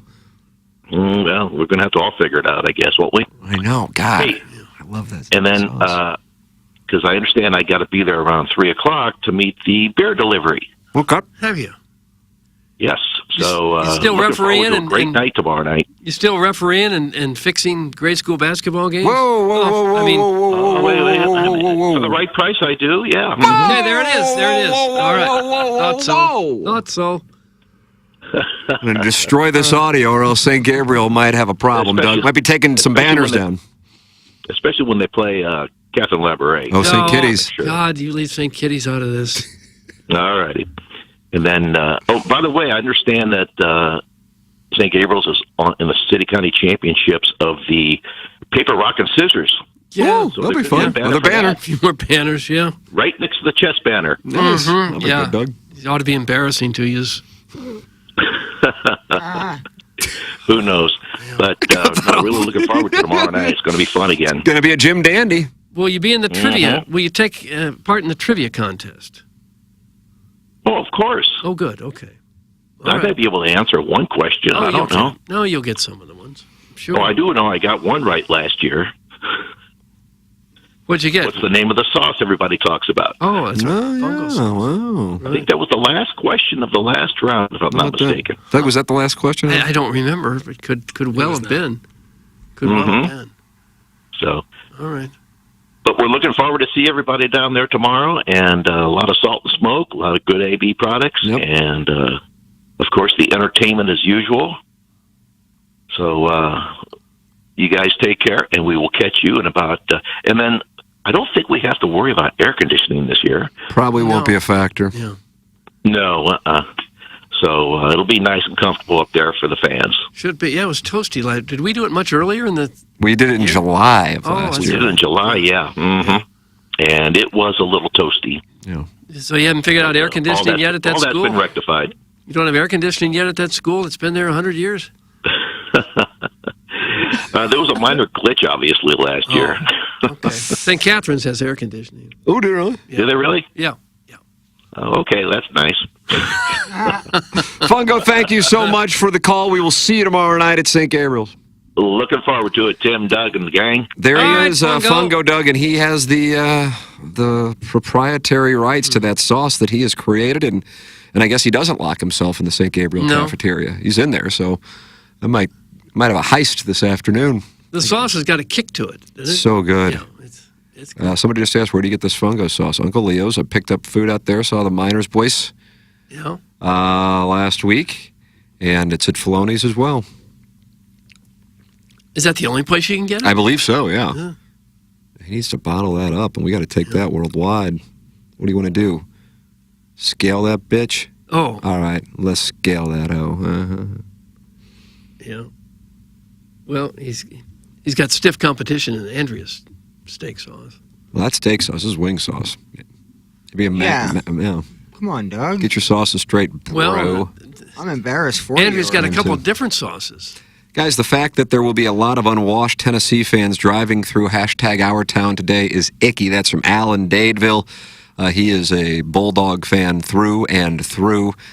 Yeah, apparently these Tennessee fans are really unpopular in the SEC. Why? I don't know, Too Jackson. many of You them? share that too, don't you? I don't like Tennessee. I don't like know. one iota.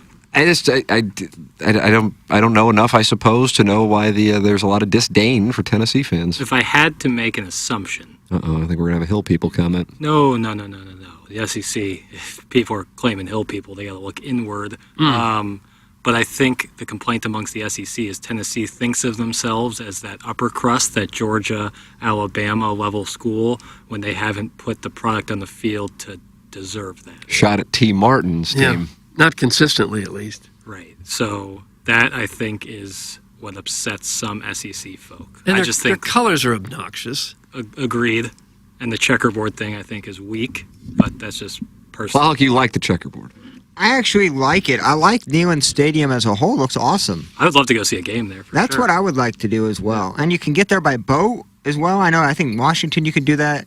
Oh. Some of the stadiums you can't. Yeah. Well, Washington's in Seattle. It's right on the... No, I know, but I thought Tennessee was the same way. It's on the river. Yeah, I think you could boat from the river. I think they have access for students from the river to the back of the stadium. That's cool. I think so. Yeah. So these people are going to be driving through our town today. Yeah. Just Well, we like they need- own the place. Well, we need some sort of life. Yeah. Oh. Be good. Yeah, a lot of Missourians drive to Tennessee, too, to go to Nashville. Yeah, they should pay the favor back. Right. Come spend some money in our great city. Those volunteers from down in the holler are a problem, let me tell you. That's from Sweet Sweet Kai. You like that, from down in the holler? No. What is the holler? I don't know. It's a Yankee, I don't know, but I know either. it's a phrase from the South. Kind of like down on the bayou of Louisiana, down in the hollow. Doug? That They kind don't have a bayou in that Tennessee. kind of an area. Great Bruce Pearl. Vol fan here. All you haters can go ahead and taste my toot sleeve. That's from Lance Painter. Oh. These guys are some dumb mother. There's a Tennessee fan. We can get him on and break down the game. Tennessee is a state that's growing very fast. Nashville? Chattanooga, too, I believe, isn't it? Yeah. So, God, I used to drive through Chattanooga, and it didn't. I don't know. You've made that drive. Oh, yeah, through many times. Atlanta and Florida and Hilton Head. And I used to go, God, boy, Chattanooga, what the hell? But my understanding is Chattanooga's experiencing a resurgence. Maybe the people who didn't get into Nashville before it became California East are going to Chattanooga. I don't know. Yeah, Nashville grew too fast. I believe they eliminated state income tax there too, didn't they? That's probably did the they? reason behind it. Yeah. It grew so fast. Like, standard of living would just skyrocket. Neyland Stadium's a dump, a patchwork of additions over the years. Their bar scene's rough, too. Fight Tiger. That's from Jeremy in Detroit. Oh, gosh. Yeah, we're starting to pick up an audience in Detroit.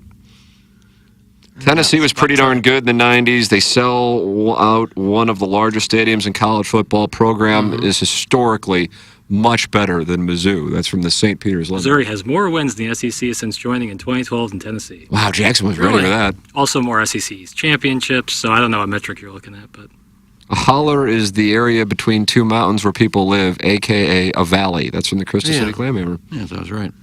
Like I said, you said the Louisiana Bayou. Well, I said something like that. That kind But of an it area. isn't like that. The bayou's a swampy area. Yeah, it's in between a couple mountains. No, it isn't. There aren't mountains in Louisiana. You ever been there? Yes. Chattanooga has a boom. People love mountains, and you're an hour and a half away from both Atlanta and Nashville, Allen-Dadeville. What is a property, Allen-Dadeville? You're very knowledgeable on this stuff. I'm fascinated by it. That ain't bad, man, now that you mention that. Yeah. I feel like it's a little more than that from Nashville, but who knows? By the time I'm down to Chattanooga, I'm already out of my mind. And their fan base And is, it's is far more. from Atlanta. Yeah, it's a rabid college fan base because up until, I guess it's only been probably 25 years, they didn't have pro sports in Tennessee before the Nashville boom.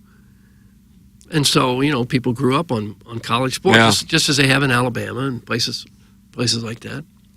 They got more sporting teams than we do. The whole state, they got NBA, NHL, NFL, 3. Yeah, it's more than us. It's more than St. Louis. It's not more than Missouri. And remember, we're now at Chief City. Oh, yeah, if you call which is consider about Kansas the most City. cucky thing ever. Yeah, we have 3 then, I guess. I'm kind of shocked during a Blues game. I saw Mahomes sitting courtside of like a Houston Rocket game. I'm kind of confused. I thought he was such a big Blues fan. I mean, he had all that Blues gear on that, probably could see the tag hanging off it. But I just thought, with that affiliation with the Chiefs, he'd be definitely glued in to watch Robert Thomas and the boys. They playing the Texans this week? That kind of pissed me off. No, I don't know what he was doing in Houston. I think it was a Rocket game. He was courtside somewhere and not watching the Blues, so I don't get it. Tennessee has a national title. Mizzou has none. That's in the St. Peter's Lemming. That is a Trump right there. That long time ago. T. Martin. What are we talking about? In the last 10 years, if it's such a dominant team, why has Missouri, the school everyone craps on, have more wins? More We beat him in the SEC Super titles? Bowl. Excuse me? Didn't we beat him in the Super Bowl? Tennessee? The Titans, yeah. The state, yes. We won. Did we not beat Tennessee in the Super Bowl? Well, he was talking to college. Well, he said, yeah.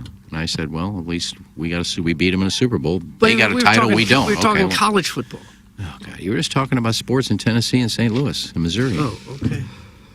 A holler is the low valley area between large hills or mountains and rural areas in Kentucky and Tennessee and probably Maryland Heights. Oh. It's Mrs. Jenny Shannon. probably Louisiana. They have a trash mountain in Maryland Heights right across from the amphitheater. Yeah, is it a holler living between like two mounds? I guess so. So you can move on the Illinois side and just be in your little holler. Between the Cahokia Mounds. Somebody stick a dildo in this moron's mouth. That's a Brian Engine who's getting ready for the Colts game. It's got to be sexual with you. It's always got to be sexual. Doug, let's move to Chattanooga, I guess. I didn't even know. Well, I could have my arm twisted to move to Nashville. I don't think I'd want to go to Chattanooga. Yeah, but we'd be getting ahead of the curve on the Chattanooga thing. I like the Allen. I think it was Allen Dadeville, Texas. I don't know a lot about Chattanooga, so I don't know if it's correct or not. But have you driven through there, Plowhawk? I mean, it is. I don't think I It have. used to be. I don't even know how to describe it. Like rough. At least, I mean, again, that's what through the interstate. I never pop off and see what's doing. Doug, is that the home of the Chattanooga Choo Choo? It is. I've been there. My niece lived there for a while. You said you're an hour and a half from Nashville and Atlanta. Is that accurate? Yeah. Chattanooga. Again, I'm not good you go- geographically. on your way to Florida, you drive through. Then you're driving around the Smoky Mountains, and driving there at night is not very fun. That's the case. That's winning right there. Two so major you're 2 cities. hours from Nashville, 2 hours from Atlanta, 2 hours from Birmingham. That's too far. That's a little too far. We're It's almost always a 2 little hours too far. from Columbia. It's not like we can hang out there every Yeah, but weekend. you're comparing Columbia to Nashville and Atlanta. Like if you're 2 hours from Columbia, I get it's not a great appeal, but 2 hours from, Atlanta, I don't 2 think hours you're that from far. Nashville, it's huge. I don't think you're that far from the North Carolina border either. That's where I want From to where live. now? Chattanooga? You're a long way from the North Carolina border. You're the entire state of Tennessee. That's an odd interstate because you go into Georgia and then you go out of Georgia back into Tennessee and then back into Georgia. Yes. Yeah. Georgia? Curves in the road on the state boundary. And then, you're right along, I believe, the Alabama border at the same time as well. How about this? This is breaking news. Bill's wife says, I went to college in Chattanooga, and that place is tripping central. Oh, gosh. I might go get my final 8 hours at UT Chattanooga. I wouldn't buy into that, Tim. They're You think just she's trying to just- humor you. Don't do that, Bill's wife. Bill's wife wants to bang Jackson, right? Am I right on that? They all do. They all do. They all do. She likes the laser helmet. You can have a foursome if you want. You have an MFFF after trivia tomorrow. I got a hockey skate at 6:45, and by my son. Well, I did those skating lessons 2 days ago, and my body is in pain. Really? I Can think you I only skate said- around the rink without holding on to the boards? Probably by the end of it was my first one. It's on a treadmill. It's at St. Louis Hockey Training. Oh, What you're a not even on the wonderful. ice, really? No. But yeah, I mean, exercise and muscles, Doug, I didn't know I had that haven't been worked in a while. Like an anal canal that's been dormant for a month. Oh. That's what the teacher said? That's right. He took a look at you exercising and said it was like an anal canal that hadn't been exercised in months. I'd get another trainer. The muscles you use to skate. And the thing is, most people who skate probably learned when they were 6, 7, 8, whatever. Here I am 40 years later, and I'm out there. Whew. Usually you But don't if my boys want to skate, then I want to be able to skate with them, you know? Yeah. So that's why I'm doing it. God almighty, though. Ooh, cats and dogs. Oh. Yeah, I mean, if I just went out there and learned on the ice and fell all over the place, then I don't think I'd be in much pain outside of maybe some bruises from the fall. Yeah, This when you was learn, put on a shit. treadmill, but where they work real life, real hockey players, as opposed to butt asses such as myself. Yeah, but I would think your muscles are fine just to learn to skate. Well, it is, but I mean, it was on a treadmill. It was a half-hour session, so it became like a cardio session. That's what I'm saying. It wasn't like just falling around the rink and holding on to the sides and pushing a bucket around. I think I'm still a few more sessions away, but I want to get out there with the boys, you know? They Well, like when to you go out skate, then I'll there, be able to do it. Put on knee pads and elbow pads and a helmet, and you'll be all right. You'll get it. Why don't you put on knee pads? Again? Tim's dad pays someone to skate behind him to make sure he doesn't fall. It's me. I'm the safeguard, and I do it for free. And also, no one asked me to do it. Doug, that's from Colts columnist Brian Henson. Okay. Tennessee is the taint between Missouri and Georgia. That's from Peg Diaz.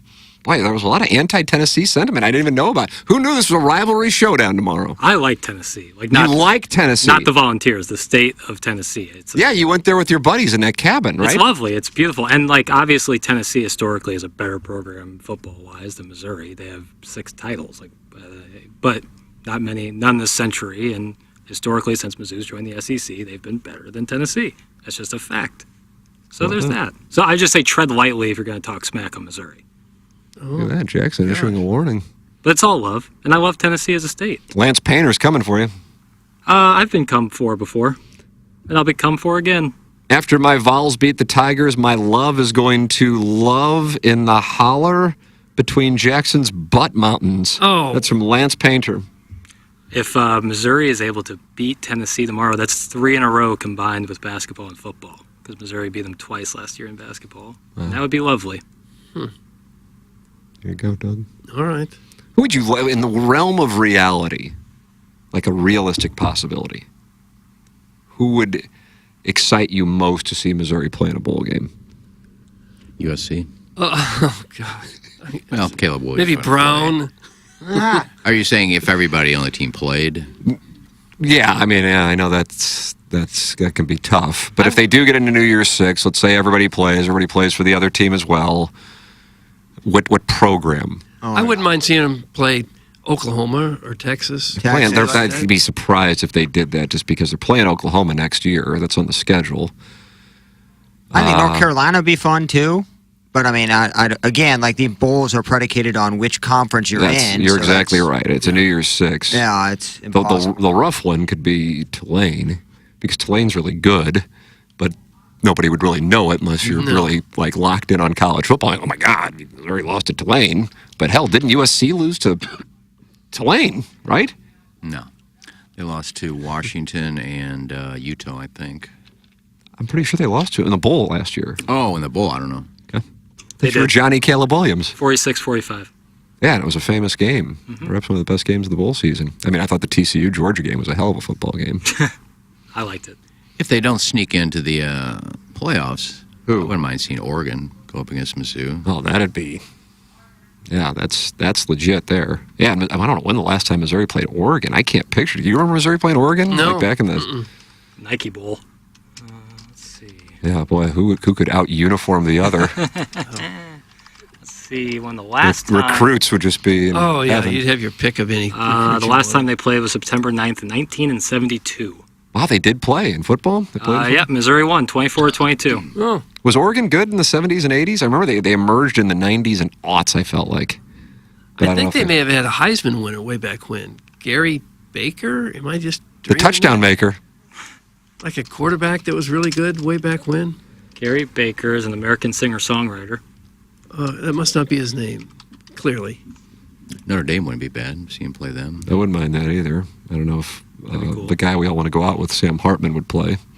Penn State is the answer. I like the idea of Penn State. I don't think they've played Penn State since 79 or 80. I like Penn State.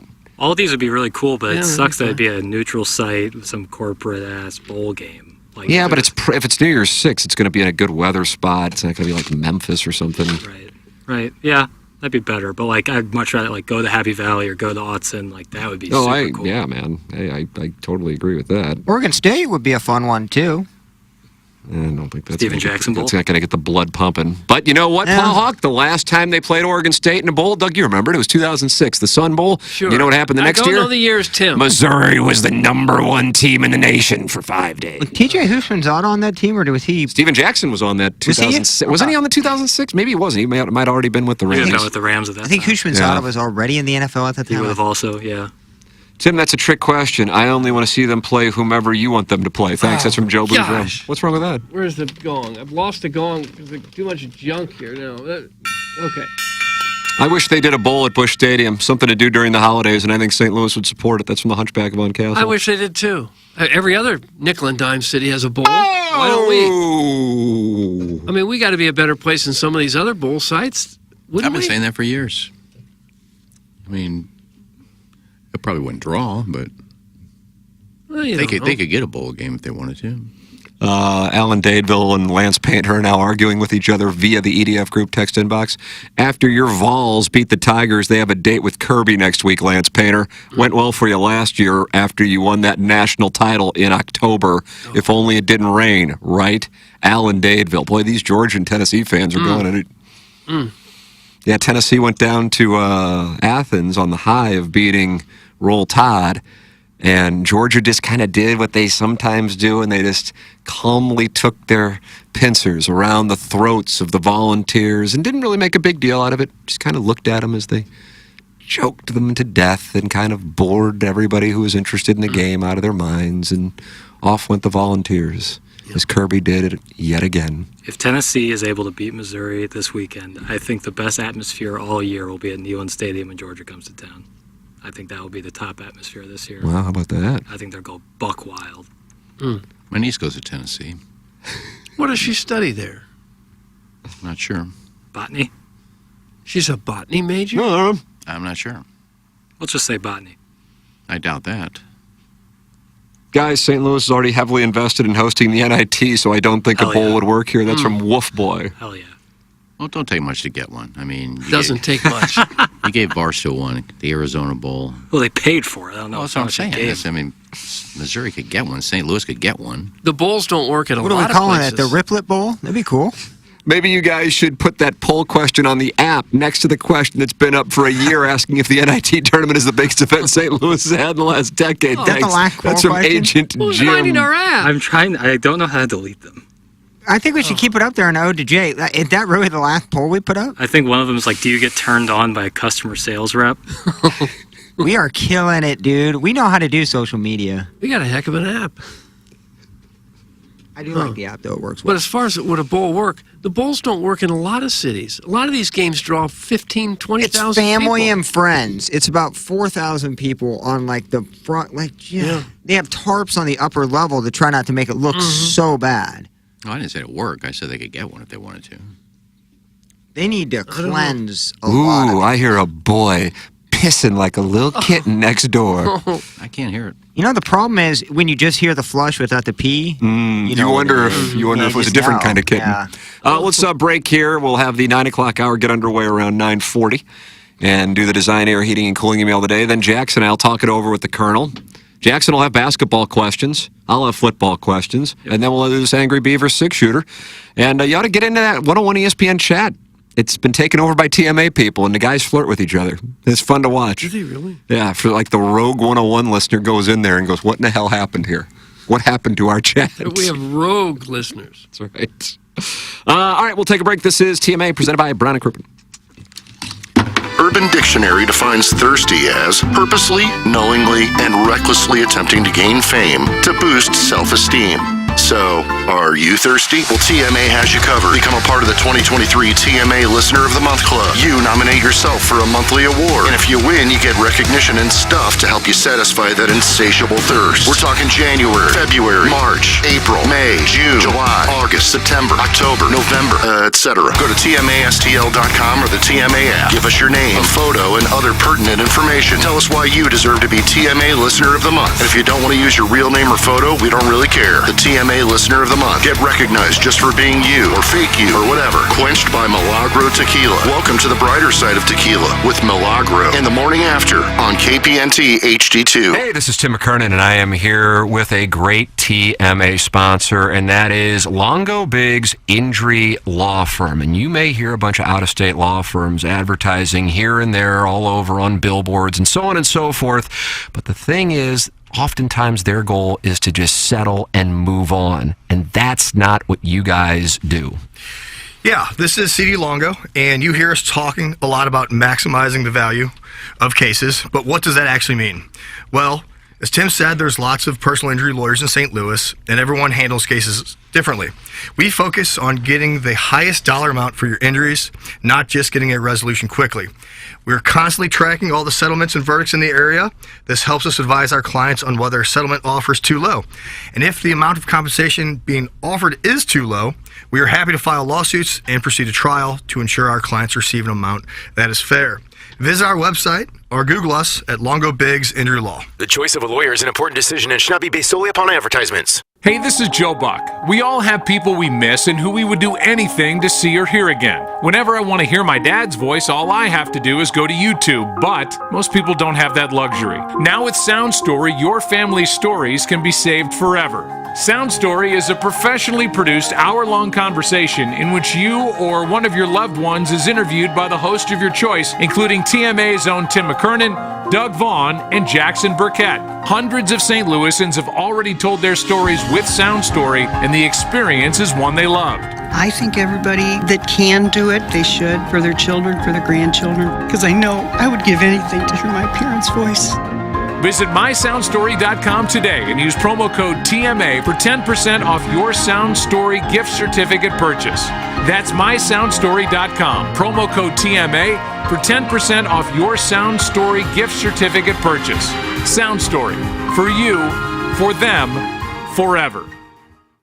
Bet like the pros with the world's largest sports book right at your fingertips. Circus Sports is now available in Illinois. Hi, I'm Derek Stevens. I've been a lifelong sports bettor, and I'm the owner of Circus Sports.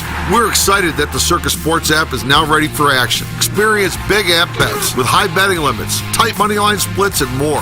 Now you can download, fund, and bet like a pro from anywhere in Illinois. Download your new bookie today at circusports.com. If you or someone you know may have a problem with gambling, call 1-800-GAMBLER or text ILGAMB to 833-234.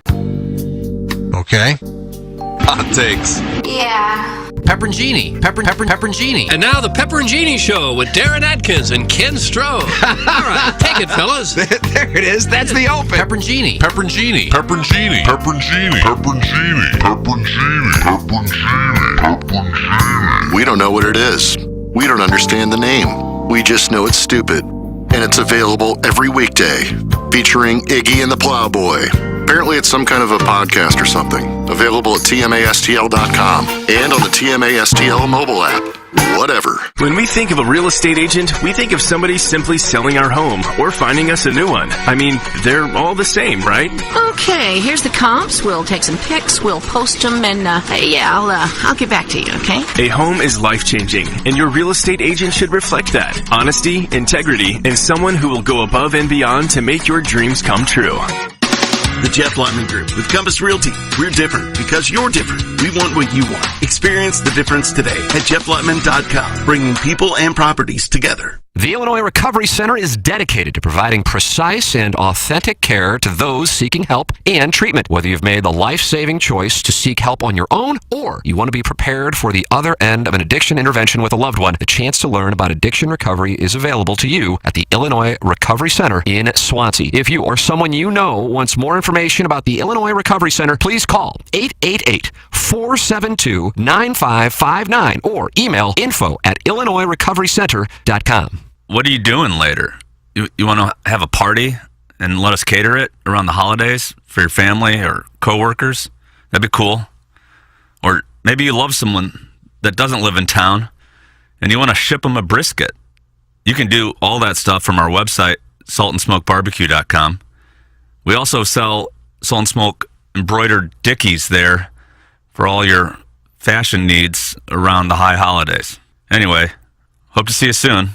Stay cute. The morning after has your chance to win tickets to see Hootie and the Blowfish. Collective Soul.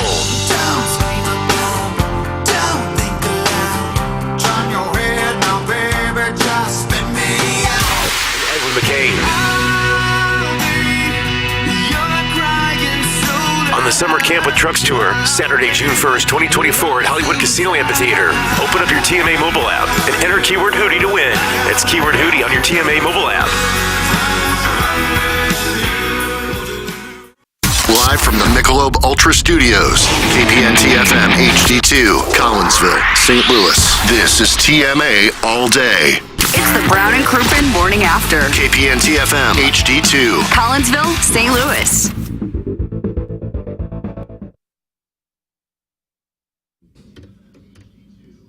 Back to what I knew before you.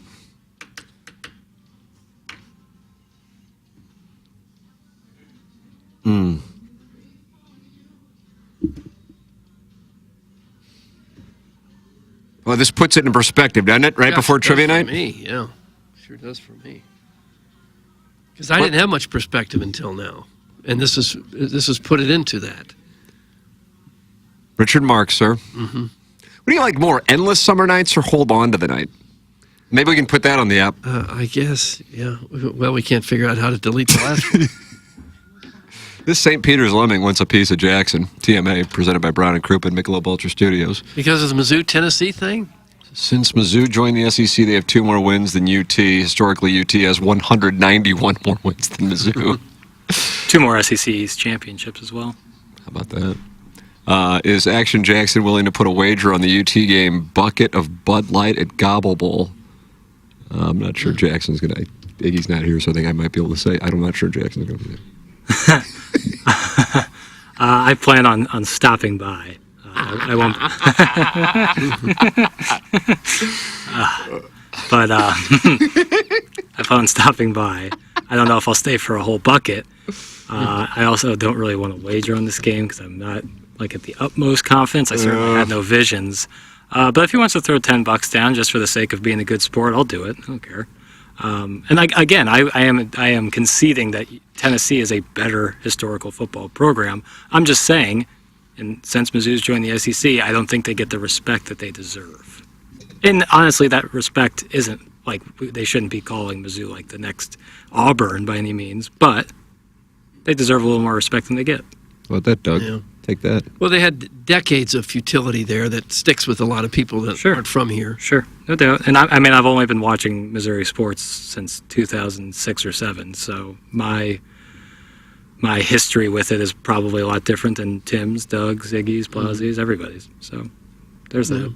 It's all love. It's all love. If you're older, if you're over 40, you need to be convinced when Kansas and Kansas State have strong football programs because they went, like Mizzou, decades where they were just the worst of the worst. They're not anymore, but it takes them a while to get over that. K-State at this point I view as a perennial powerhouse, but I know in the 80s and early 90s they were a doormat. They're as bad as any team in college football. Yeah.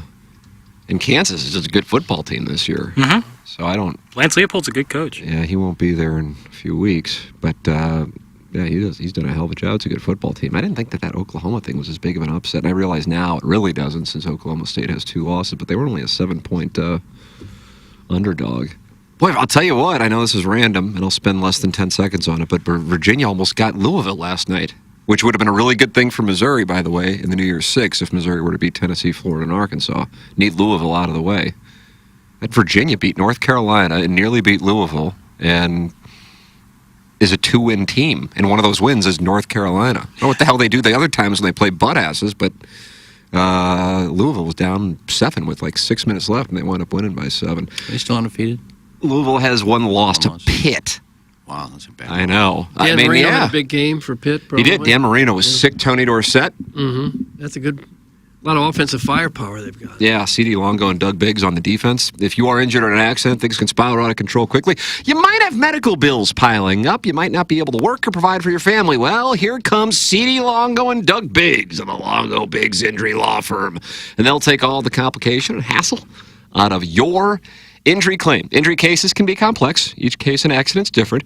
And every fact is important when building a case. These guys are TMA listeners. They've been to our events. They are St. Louisans, and they care about their reputations. On top of it, they are going to be the ones handling your case. Longo Biggs Injury Law at longobigs.com. Longo Biggs Injury Law accepts personal injury, wrongful death, brain injury, and other catastrophic injury cases. It's longobigs.com. Remember, the choice of an attorney is an important decision and should not be based solely on advertisements. I'll take the $10 wager. Our team is the low rollers. We bowled next to Cletus next year. That's from the St. Peter's Lemming. Jackson and him are setting up a wager. Lance Leopold's 59. He might stay that age. Oh, he might stay at that age. That ad is so important. Yeah. Otherwise, it's a hell of a story. Yeah. That used to seem really old. Maybe it's just me. But it doesn't anymore for a coach. I mean, some are going into their 70s. Well, it's probably old for a coach nowadays in college. A lot of these coaches are in their 30s and 40s. Saban's 74. Kirby Smart. I look at Kirby Smart, and I'm like, oh, he must be 8 years older than me. And I think he's like 47. Yeah, I think he's born a few months before me. Yeah. He could go down as one of the all-time greats, man. Yeah, he could. I'm telling you. And there is a whole lot. Usually I feel like maybe I'm missing something, but the great college football coaches of the last 30 years or so, there's some kind of personality trait or quirk or temperament. And Kirby Smart's just kind of... almost a normal guy. Right. He could go down as one of the best coordinators in football, too. Yeah. His brilliance is probably in surrounding himself with other brilliant people. Oh, yeah, that's why Saban's so successful. How many of his coordinators have gone on to be head coaches. And It's like Bill Walsh, the Lane Kiffin, Bill Walsh family tree of coaches. And Andy Reid was a Bill Walsh guy. Was he? I mean, there's a bunch of them. That is a skill, though, recognizing talent. Right, and surrounding yourself. And then Lane Kiffin came off of Kirby Smart came off of it. Jimbo Fisher came off of it. Everybody in the SEC, damn near. You see, now in New England, they're starting to question Bill Belichick, whether he should be around still. Oh, yeah. What- what's Jackson your and I see that every day during our balloon party affair while Dan Orlovsky dances and gives takes, and usually it's Bill Belichick, should he be fired? And who's the best team in the NFC South? That is a fun topic. Fun. Because usually you can just kind of look at the records and see. Doug, remember when old graybeard Jack Nicklaus won the Masters at the old age of 46? Yeah, Can't believe it. That's from the bastard James Hunt. The mood was like, how can he even still get around the course at 46? And he's actually making putts? Got to be kidding me. Stuart Sink is like up on the leaderboard at this week's tournament. Yeah. Things changed in a hurry, too, in our culture where it didn't seem old anymore. Well, they're playing my home course, Port Royal. Your course. Port Royal in Bermuda. Why is this your course? I've played there 200 times probably. It's not very long, so they're not really hitting a lot of drivers. So a guy like Stuart Sink can compete there. D.A. Points is leading the tournament. I think he's 50. I think he's on the Champions Tour. Yeah. I guess people just keep themselves in much better shape than they once did. Have more information Weight on what training, keeps you healthy, nutrition, too. yeah. I think the nutrition thing's a big part of it, should you choose to adhere. Ladies and gentlemen, it is time for this Design Air Heating and Cooling email of the day! Hi, fellas. A little behind on the show. I wanted to recount a little gem from Tuesday's presentation. When Ken generously brought Darren some oversized Misfits freebies as a nice gesture, even though he exclaimed he didn't have time to go to the Goodwill. I believe the gem was stepped on, but if you listen back during this exchange, Ken's justification was he knows Darren likes to wear short sleeves in the summer. Ken made this rather keen observation because it stands out to him or any lizard person who wears a 3/4 zip in the middle of July when it's hot enough to melt a merkin off a ladyboy. Oh. Some of the salt in the duck butter. I think I said he likes T-shirts, so there's some T-shirts in there. Sultan of Duck Butter. Happy Friday, gentlemen. There is Jackson. There is Rick. And then there is Mr. Burkett. Who is this Mr. Burkett's identity? Well, Jackson is the wise, beyond his age, hardworking producer and great human. Rick is the party animal, suave-having stud that kills it with the ladies. And Mr. Burkett is the guy who gets exhausted with explaining basic concepts to Iggy like an adult speaking to a child.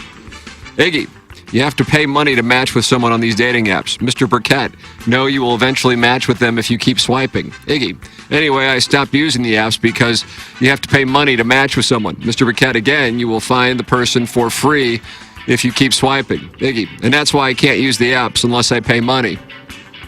Iggy, just play the song with aux on for 30 seconds so we don't get sued. Mr. Burkett, yeah, that's not how that works. Iggy, Plowsy, find a Laney Gardner song, but don't play it longer than 30 seconds on YouTube and then we're good. Mr. Burkett, I repeat, do not do that. This is not the rule. Iggy, Anna Kendricks was great in Mad Men. She has huge breasts. Mr. Burkett, Anna Kendrick, and she was not in Mad Men.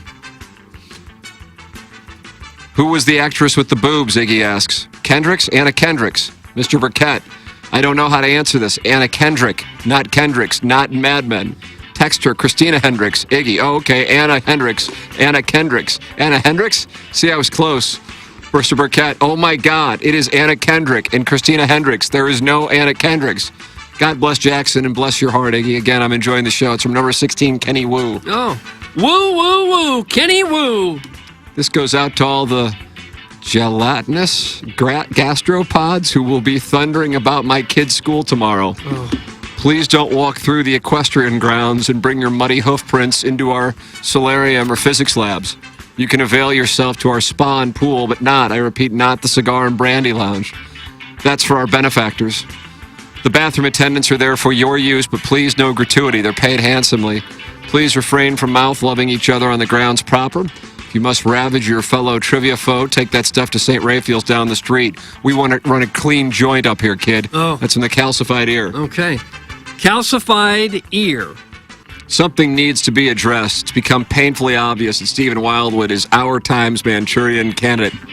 Living in Ballpark Village, the man has been brainwashed to challenge Doug's sports expertise. And I, for one, ain't going to put up with it. Because if it leads to his questioning Tim, because if it, I guess then there wasn't supposed to be a period. Well, then that Nancy boy will have himself an invitation to meet me at the Tam Avenue Starbucks. But this email is about my first backdoor sexual arousal experience. No. Sometimes when I close my eyes, I can still feel them inside of me. How many first-time experiences have you had? Every day is it a first-time experience. Lato, 2004. I don't know what that means. Mizzou's dad's weekend. To write off the trip, I attended the most important thing is the starting pitching seminar. At the end, the MC said, check under your seats. One lucky attendee gets a free boat ride. Imagine my surprise when it was me. Up came driving bad to the bone grab with khaki bimini top, port of St. Sunset Hills. About an hour into the excursion, Captain Sexy slowly peels off his Speedo and starts steering like he is Tommy Lee on his honeymoon. Oh. Then he handed me a note from his doctor. Dear golden hair patient, your 3-egg omelet routine has increased your cholesterol to a marginal level. My professional prescription is for you to have copper-tone slide anal sex in the sun every Sunday. Needless to say, I fell for it. Hook, line, in my stinker. Oh. That's from Dixon, middle name Guy, and then the last name is Mouths. Oh. Dixon Guimoufs. He's a Frenchman. Oh, is that right? Uh-huh. It's pronounced Dixon Guimoufs. Hey, guys. I just want to apologize for my actions, behavior, and just overall demeanor around the office this week, but I can explain. You see, I go through this weird phase once a month. Typically, it only lasts for 27 or 28 days, so it's not even a big deal. But it's this weird thing where I bring clothing and cassette tapes from before most of the listeners were born that would be considered evidence if anyone took a blacklight to them into work, and hope my coworkers who walk through the hallways and don't even have to say a word but just catch eyes with each other with a knowing glance that just says what everyone's thinking. It's Kennepaw season. Take them home so the boss doesn't have to throw them away in disgust while he's trying to manage millions of dollars. It's a Kennepaw's tradition for me to hunt down the tech guys in charge of getting multiple stations and one HD2 show on the air and make sure the millions of dollars worth of equipment is working as they crouch in the stall with their feet up on the seat, nervous that scary grandpa is going to find them and ask them to get them back into his email. Tradition unlike any other, except the one where I take a week off after Thanksgiving. You know about that, right, boss? So pardon the hell out of me for 4 weeks a month while I'm a little off. And by the way, if you're out on the course somewhere today and a hot guy that does the sports on Channel 4 says, hey, Bo, Iggy says hi, just act excited, please. Well, then you don't know fish. You cannot say pop and forget the pop. You cannot say fish, pop, and pop and forget the pop? That's correct. What does that mean? I just read what's in the prompt. You cannot say pop and forget the pop. It's from Blueberry Pop Pop. Oh, Blueberry Pop Pop. Gentlemen and scholars, I am with Iggy. As every college football enthusiast will likely hear on game day, not only did the Rams beat the Titans, but Missouri is 178,414 square kilometers, while Tennessee is only 196,752. Bam! Quick extended family update. Iggy has relatives in both Georgia and Tennessee, the last two Mizzou opponents. Turns out that is literally the end of two separate stories that each brought the show to an abrupt halt, like Frank Costanza doing the stop short. Shooter McGavin, the vice president of not getting tricked into investing into a 401k or other pyramid schemes. Shooter McGavin. And finally, can't wait for trivia night tomorrow night. I can't guarantee a win. I can't guarantee I won't be Banty. The only thing I can guarantee is that I'll be intoxicated. For the record, Alvin Mack is on my squad, so you'll need to find someone else to handle security. In all seriousness, I fully expect there to be a few sus questions. But since this time around, I am not being painted as some kind of overwhelming favorite. That's a combination of the Yankees, Duke basketball, and Real Madrid all rolled into one. I won't lose my S if we get screwed. Ours is the type of presentation where the hosts feel free to drop in at any time and dump their cigarette-smelling trash in the break room under the guise that someone is going to want it, then express shock when a coworker reports that the big boss threw them away. Is that a new report? Oh. Rest in peace, Rob Spetner, who was both a client and friend of mine. I'm not sure if he's rolling over in his grave, that his bowling shirts he donated were thrown away or rolling over laughing at the thought of Kennepaws walking into market manager John Kiowski's office demanding answers. I know a lot about the Authenticator app, and it's great. How's Ken Strode? We're going to bring that back? How about that whole deal? I just wonder how Iggy's going to request his vacation if he can't get into his email. I mean, everybody knows he always takes the week after Thanksgiving off, and by always, I mean he's done it once since joining Hubbard. Are we sure he didn't burn through all his vacation days with separate extended sabbaticals in the spring following a freak shoulder accident? And another time he took a week off when he was sick with anxiety over the ticket on sale for the band fronted by his 65-year-old goth rock man crush. Oh, what a tangled web we weave. Doug, that's from Buck Swope. I think it was. Buck Swope with a nice little email. That's what we this have morning. for the Design Air Heating and Cooling email today. Show me what you got. I had a check mark by the calcified ear who was setting down some rules for the trivia. Also, Shooter McGavin. I like this last line, though. I forget what it was now.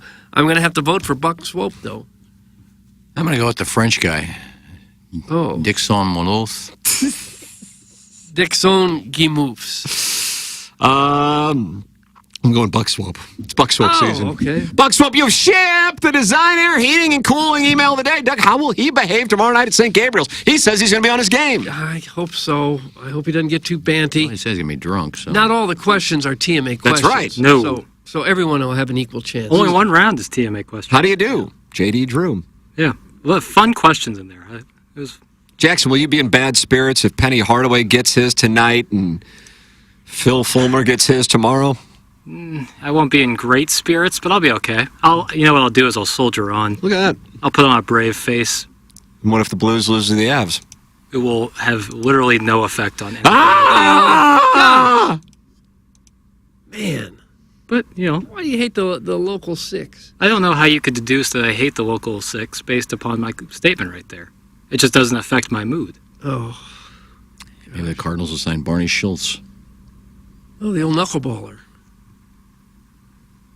I don't think so. I think he's been dead for many years. Well, that'll be fun tomorrow night. That is going to be fun. Yes, We'll it will see you at St. Gabriel's. You can still register. You're And like, you hey, said what are we going to do tomorrow night? TMASTL.com. All your salt and smoke and all your beer, and it's $45 from AB? What are you talking about? Well, that's the deal. TMASTL.com. Let's go. Let's go. And you hinted that you might not be wearing panties? I am not wearing panties. I announced it. Wow. Yeah. Boy thong? Nothing. Commando. Yeah.